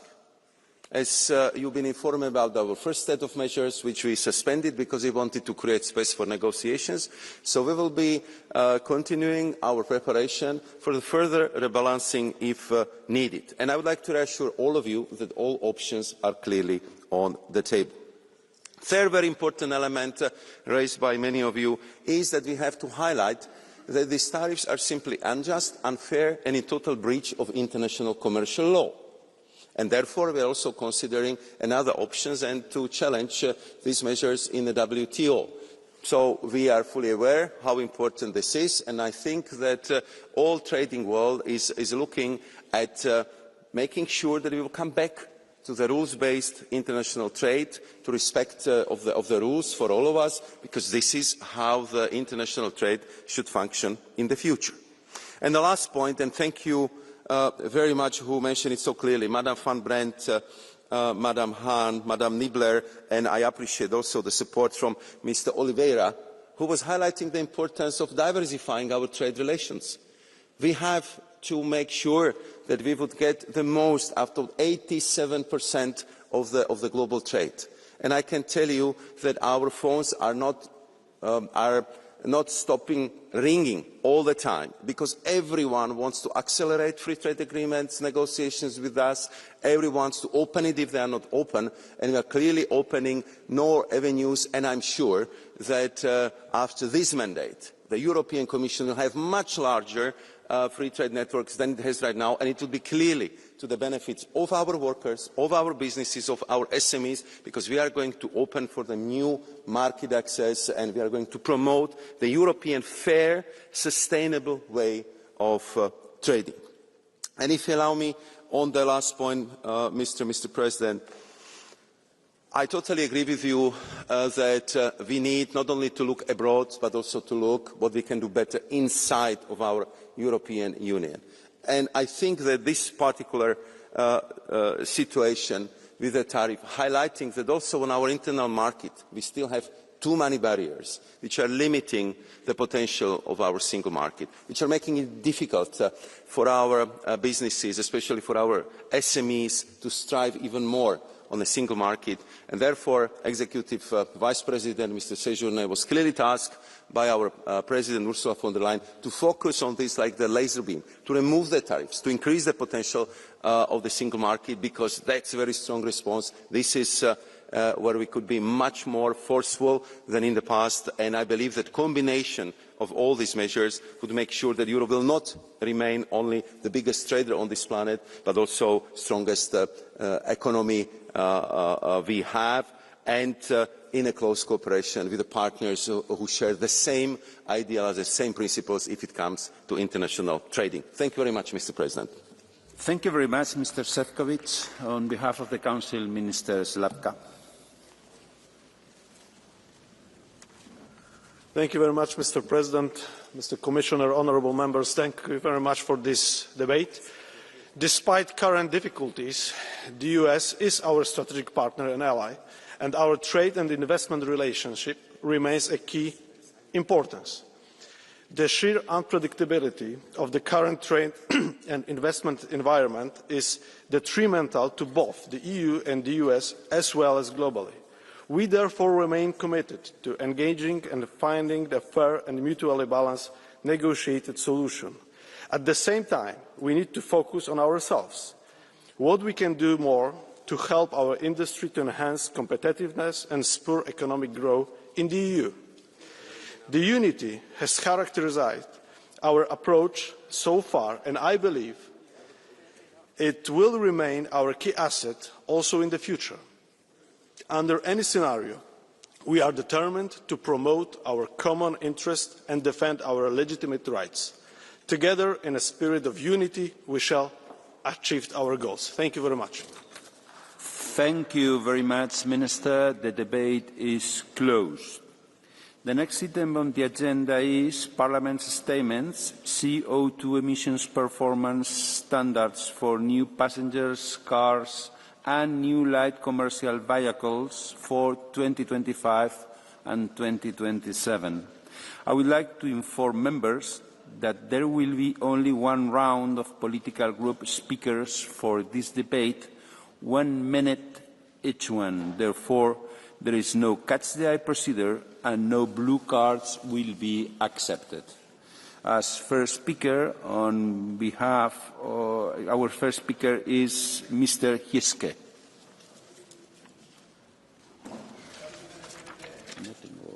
Liebe Kolleginnen und Kollegen, die Automobilindustrie ist ein Eckpfeiler unserer europäischen Industrie. Rund 13,8 Millionen Menschen arbeiten im Sektor und erwirtschaften 7% des Bruttoinlandsproduktes. Wir wollen, dass auch in Zukunft Automobilgeschichte in Europa geschrieben wird. Doch die Branche steht unter erheblichem Druck. Globale Unsicherheit, technologischer Wandel, restriktive Vorgaben der Politik und die Zölle, die wir gerade diskutiert haben. Viele Hersteller werden ihre Klimaziele für 2025 nicht erreichen können. Es drohen hohe Strafen. In dieser angespannten Situation wäre es ein fatales Signal aus Brüssel, wenn es Strafzahlungen gäbe. Die andere Möglichkeit, Pooling-Vereinbarungen mit ausländischen Herstellern eingehen und dadurch direkt die Konkurrenz zu stärken, das lehnen wir ab. Wir wollen Industrie und Arbeitsplätze in Europa halten. Flexibilität ist daher notwendig und genau diese Flexibilität bringt der Kommissionsvorschlag. Wir werden dabei auch die Klimaziele einhalten, also eine Win-Win-Situation. Liebe Kolleginnen und Kollegen, lassen Sie uns gemeinsam den ersten wichtigen Schritt zur Rettung unserer Industrie gehen. Stimmen Sie heute dem Dringlichkeitsverfahren zu und am Donnerstag auch dann dem Vorschlag. Vielen Dank. Vielen Dank. Mr. Giske spoke on behalf of the EPP Group. On behalf of the Socialists and Democrats, Mr. Tahim, you have the floor. Thank you, President. With today's decision, we are asked to add flexibility for the 2025 target for the European automotive sector. It is no secret that my group has not been particularly fond of this proposal, but it is an urgent proposal. Tariffs on European cars, tariffs on steel, energy extortion from autocratic states, we cannot sit around and wait. That's why today I'm calling all my colleagues to agree on the urgency procedure today. We're only doing this because we recognise the legitimate fears and the uncertainty that many of the European automotive workers are facing today. Unfortunately, they are the ones who will suffer from the failures of their bosses to recognise the sign of times. It also means that this is a one-off measure, because if we do not want to lose the race in the long run, European manufacturers must see this as their final warning and final push for smaller, more affordable electric vehicles into the market before they will be pushed out of it instead. Thank you very much. Thank you very much. On behalf of Patriots for Europe Group, Monsieur Bardella. Monsieur le Président. L'Union européenne, à travers le Green Deal, a imposé aux constructeurs automobiles une transition à marche forcée totalement déconnectée des réalités industrielles et stratégiques de l'Europe. Depuis des années, vous enchaînez les contraintes sur nos industriels sans jamais mesurer les conséquences de telles contraintes sur la croissance. Et voilà qu'aujourd'hui, vous découvrez avec une naïveté confondante que vous avez mis à genoux notre filière automobile en offrant à la Chine le monopole du véhicule électrique en Europe. Le moratoire de 3 ans que vous proposez ne réglera rien. Il acte seulement une chose, l'échec d'une politique industrielle hors sol basée sur la décroissance. Persister dans cette approche en oubliant la volonté des consommateurs mènera à une impasse industrielle et à un échec historique avec des conséquences irréversibles sur notre sol. Alors oui, nous voterons ce rapport, mais renouer avec le chemin de la puissance passera par une rupture avec cette idéologie de la décroissance imposée à nos États par Bruxelles. Ce sera retrouver la maîtrise de nos choix industriels, de nos emplois et de notre avenir, et c'est enfin réaffirmer une vision économique simple et claire, et c'est la nôtre, produire, produire et produire. Merci, Monsieur Bardella. On behalf of the ECR Group, Signor Fidanza. Grazie Presidente. Da mesi chiediamo invano una risoluzione urgente sulla crisi che colpisce il settore dell'automotive.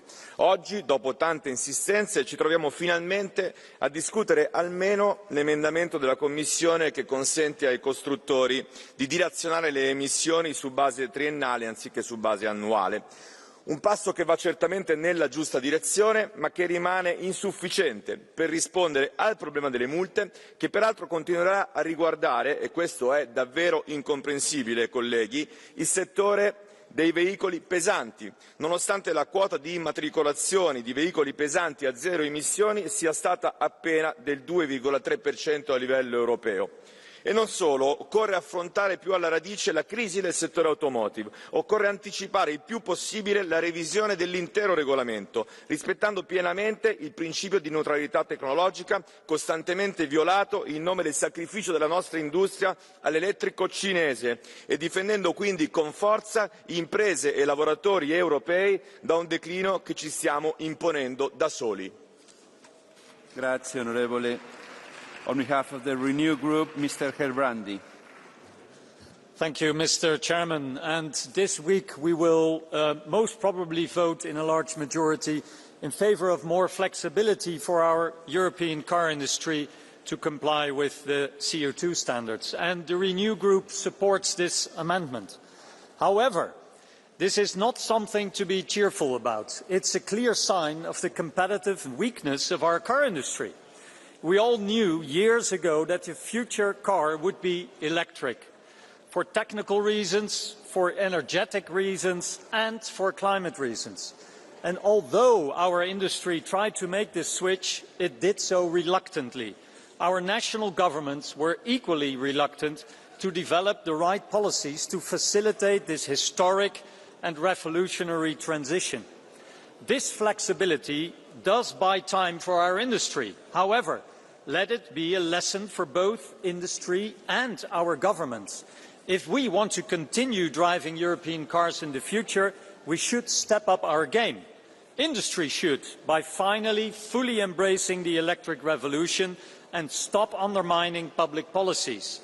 And government should, by facilitating the electric transition. And this should be a joint public-private effort.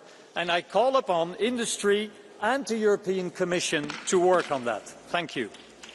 Thank you very much. Dear colleagues, we are finishing on time.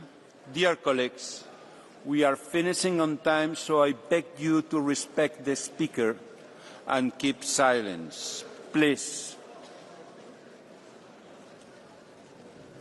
I beg you to respect the speakers. Our next speaker is Mr. Tegethoff on behalf of the Greens.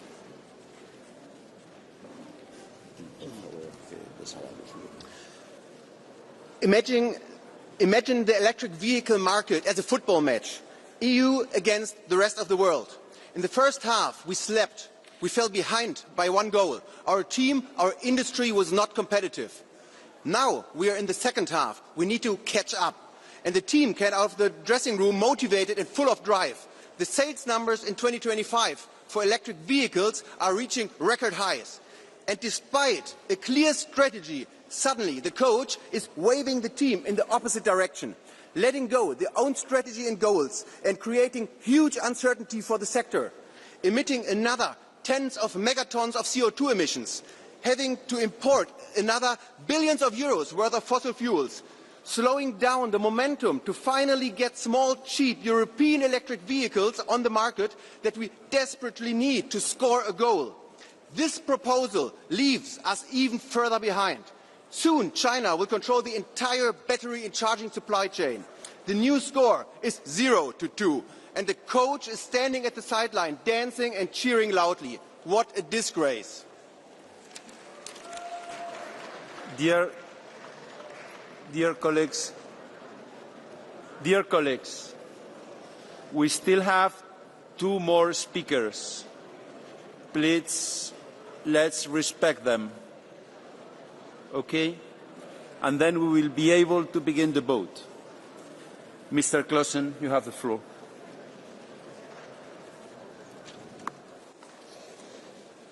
Så står vi her igen.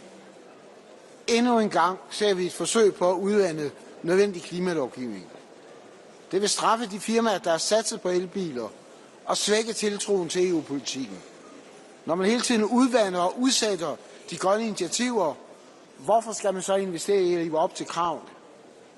Men endnu værre, så forsøger man endnu en gang at haste det igennem, uden mulighed for en ordentlig debat eller granskning. Det er for dårligt. Vi taler om EU-lovgivning, et flertal i EU-parlamentet, samt EU-landene blev enige om så sent som i 2023. Jeg ved godt, at der lige nu er en konkurrence i gang om, hvor hurtigt vi kan løbe fra vores egne løfter om, at EU skal stå i spidsen for den grønne omstilling. Men det kapløb mod bunden behøver vi andre ikke at deltage i. Så kære kolleger, sig klart nej til at udvande vores allerede spinkle klimalovgivning, og sig nej til at haste noget så vigtigt igennem. Thank you, dear colleague. And our last speaker, Mr. Drosse. You have the floor. Mr. Präsident, verehrte Kollegen, diese Verordnung ist ein erstklassiges Beispiel für grüne Weltfremdheit und EU-Bürokratie. Um diese 54 Seiten zu durchdringen, bräuchte man 3 Dinge: einen Fachanwalt für Umweltrecht, einen Mathematikprofessor und einen Sprachwissenschaftler. Um zum Beispiel den Begriff spezifische CO2-Emissionen in Artikel 3 zu begreifen, muss man erst 5, ich wiederhole, 5 andere EU-Verordnungen lesen. Begründet wird all dieser beinhaltete Unsinn übrigens wie folgt. Zum Beispiel in Artikel 1 heißt es, dass diese Verordnung beiträgt zum reibungslosen Funktionieren des Binnenmarktes. Also Humor, meine Kollegen, haben die Verfasser offenbar ganz offensichtlich. Der Binnenmarkt funktioniert, wird er erstens marktwirtschaftlich organisiert und zweitens, wenn Menschen und Unternehmen nicht ständig genervt werden mit immer neuen sinnlosen Vorschriften, zum Beispiel überflüssige Meldeanweisungen wie in dieser Verordnung. Die Verordnung ist übergriffig, überbürokratisch und gängelt Unternehmen und Privatpersonen. Daher weg mit allen Emissionsverordnungen, weg damit. Und zum Schluss: Es ist gut, dass der Wahllügner Friedrich Merz nicht zum Kanzler gewählt wurde. Ich hoffe, es bleibt dabei. Friedrich Merz würde Deutschland damit einen Dienst erweisen. Vielen Dank. Vielen Dank. The debate is closed.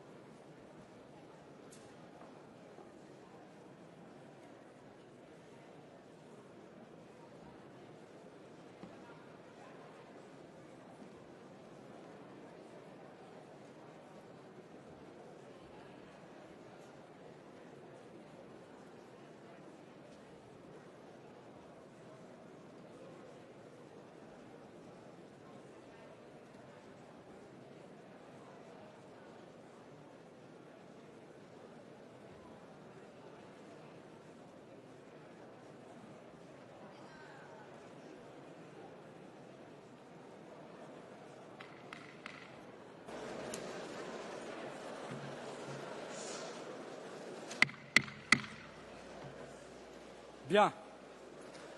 La séance est reprise. Je demande aux collègues qui sont dans les travées de bien vouloir prendre place et nous passons dans quelques secondes à présent au vote sur le premier rapport qui concerne la demande de décision d'urgence de la part des groupes ECR et PPE, socialistes et démocrates, Renew, sur les normes de performance en matière d'émissions de CO2 pour les voitures particulières neuves et pour les véhicules utilitaires légers neufs pour les années 2025 à 2027. Je donne la parole à M. Krůtilek pour s'exprimer pour la décision d'urgence. Chers collègues, vous avez la parole.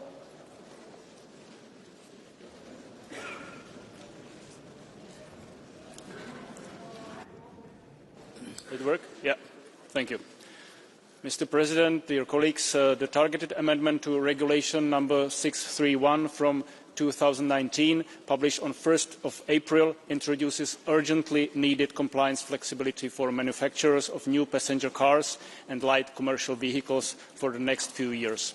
It allows manufacturers to average fleet CO2 emissions over a longer period rather than annually.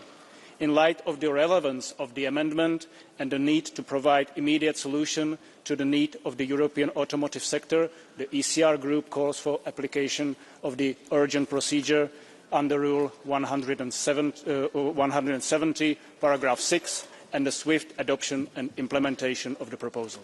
Thank you. Merci beaucoup.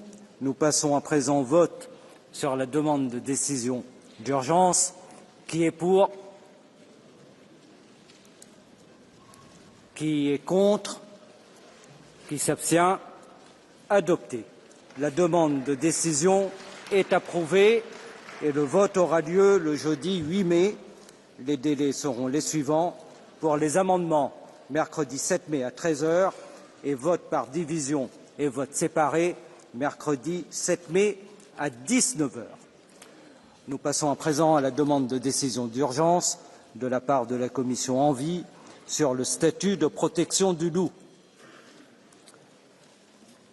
Je donne la parole à Monsieur Everding pour s'exprimer contre la décision d'urgence, à moins qu'il y ait un membre qui souhaite s'exprimer en faveur, à qui je donnerai la parole en premier.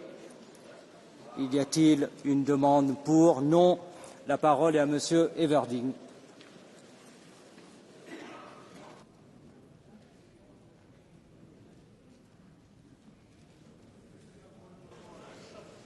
Mikro. Okay. Vielen Dank, Herr Präsident. Liebe Kolleginnen und Kollegen, ich berufe mich hier ganz klar auf Artikel 170 unserer Geschäftsordnung, denn es gibt zum einen keinen Grund, der für die Dringlichkeit dieses Prozesses spricht.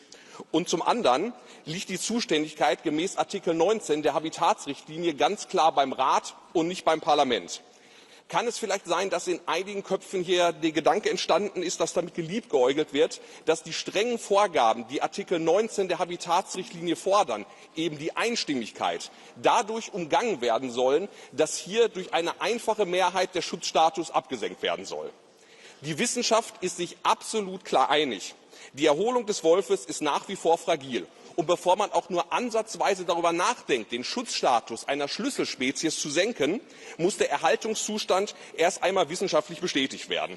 Und davon, liebe Kolleginnen und Kollegen, sind wir noch ganz weit entfernt. Und zudem gibt es auch zahlreiche juristische Expertisen, die hier sagen, dass wir hier die falsche Vorgehensweise anwenden werden. Und deswegen vielen Dank, dass Sie meinen Einwand berücksichtigen und dass dies keine Dringlichkeit ist und dass wir grundsätzlich nicht darüber abstimmen. Vielen Dank. Merci beaucoup, chers collègues. Nous passons à présent au vote sur la demande de décision d'urgence. Qui est pour? Qui est contre? Qui s'abstient? La demande de décision est approuvée. Le vote aura lieu le jeudi 8 mai. Les délais seront les suivants. Pour les amendements, mercredi 7 mai à 13 h. Pour les votes par division et votes séparés, mercredi 7 mai à 19 h. Nous en venons à présent à la demande de décision d'urgence de la part de la commission Econ sur les modifications du règlement sur les exigences de fonds propres en ce qui concerne les opérations de financement sur titre, conformément au ratio de financement stable net. Nous passons immédiatement au vote. Qui est pour? Qui est contre? Qui s'abstient? La demande de décision d'urgence est approuvée. Le vote aura lieu lors de la prochaine session. Rapport de Madame Thiera sur la demande de levée d'immunité de Monsieur Petr Bistron. Qui est pour? Qui est contre? Qui s'abstient? La décision est approuvée.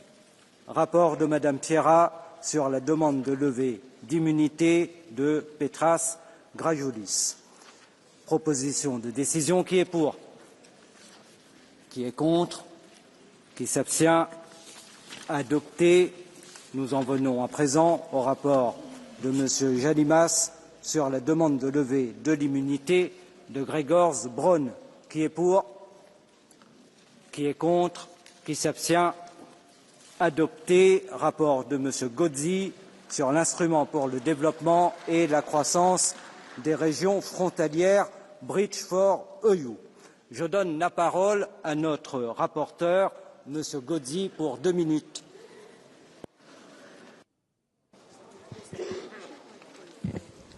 Alors, oui, ok, voilà.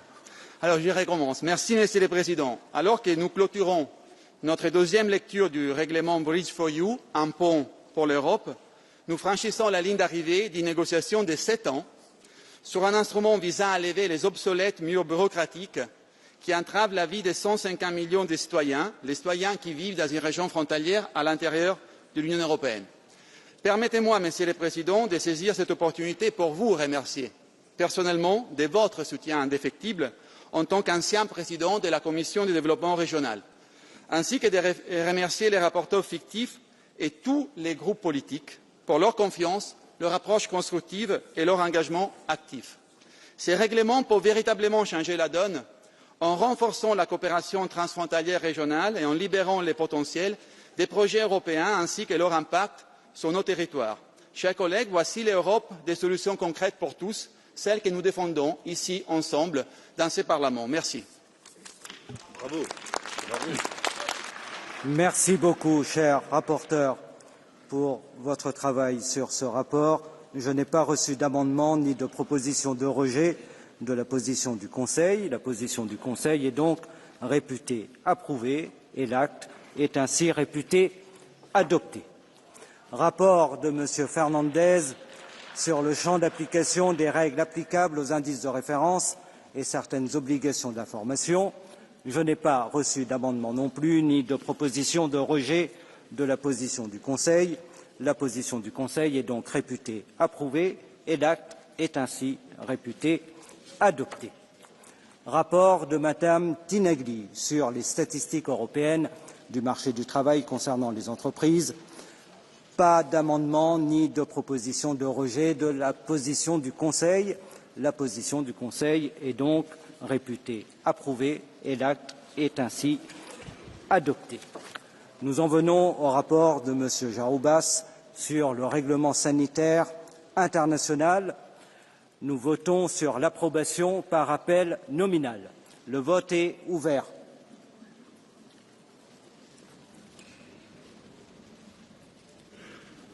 Le vote est clos. Il est adopté très largement. Nous en venons au rapport de M. Lewandowski sur la mobilisation du Fonds européen d'ajustement à la mondialisation en faveur des travailleurs licenciés, demande Van Roel, Belgique. Nous votons sur l'amendement 1. Qui est pour? Qui est contre? Qui s'abstient? Il est rejeté. Nous votons sur l'amendement 2. Qui est pour? Qui est contre? Qui s'abstient? Non. Qui est pour? Qui est contre? Qui s'abstient? Il est rejeté. Nous votons à présent sur le considérant F. par appel nominal. Le vote est ouvert.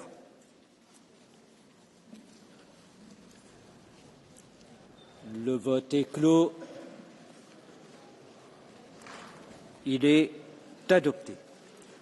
Nous votons à présent l'amendement 3. Qui est pour? Qui est contre? Qui s'abstient? Il est rejeté et nous votons sur la résolution par appel nominal. Qui est pour? Le vote est ouvert.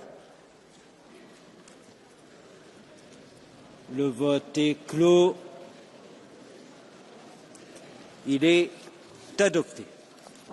Rapport de M. Boyer sur la protection des intérêts financiers de l'Union européenne, lutte contre la fraude, rapport annuel 2023. Nous votons l'amendement 9 par appel nominal. Le vote est ouvert.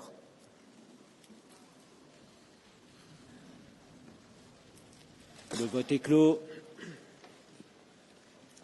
Il est adopté. Il est rejeté. Vote sur l'amendement 10. Qui est pour? Qui est contre? Qui s'abstient? Il est rejeté. Vote sur l'amendement 11. Qui est pour? Qui est contre? Qui s'abstient? Il est rejeté. Vote sur l'amendement 12. Qui est pour? Qui est contre? Qui s'abstient? Il est rejeté. Vote sur l'amendement 13. Qui est pour? Qui est contre? Qui s'abstient? Il est rejeté. Vote sur l'amendement 3. Qui est pour? Qui est contre? Qui s'abstient? Il est rejeté. Vote sur l'amendement 4. Qui est pour? Qui est contre? Qui s'abstient? Je pense qu'il faut checker. Le vote est ouvert.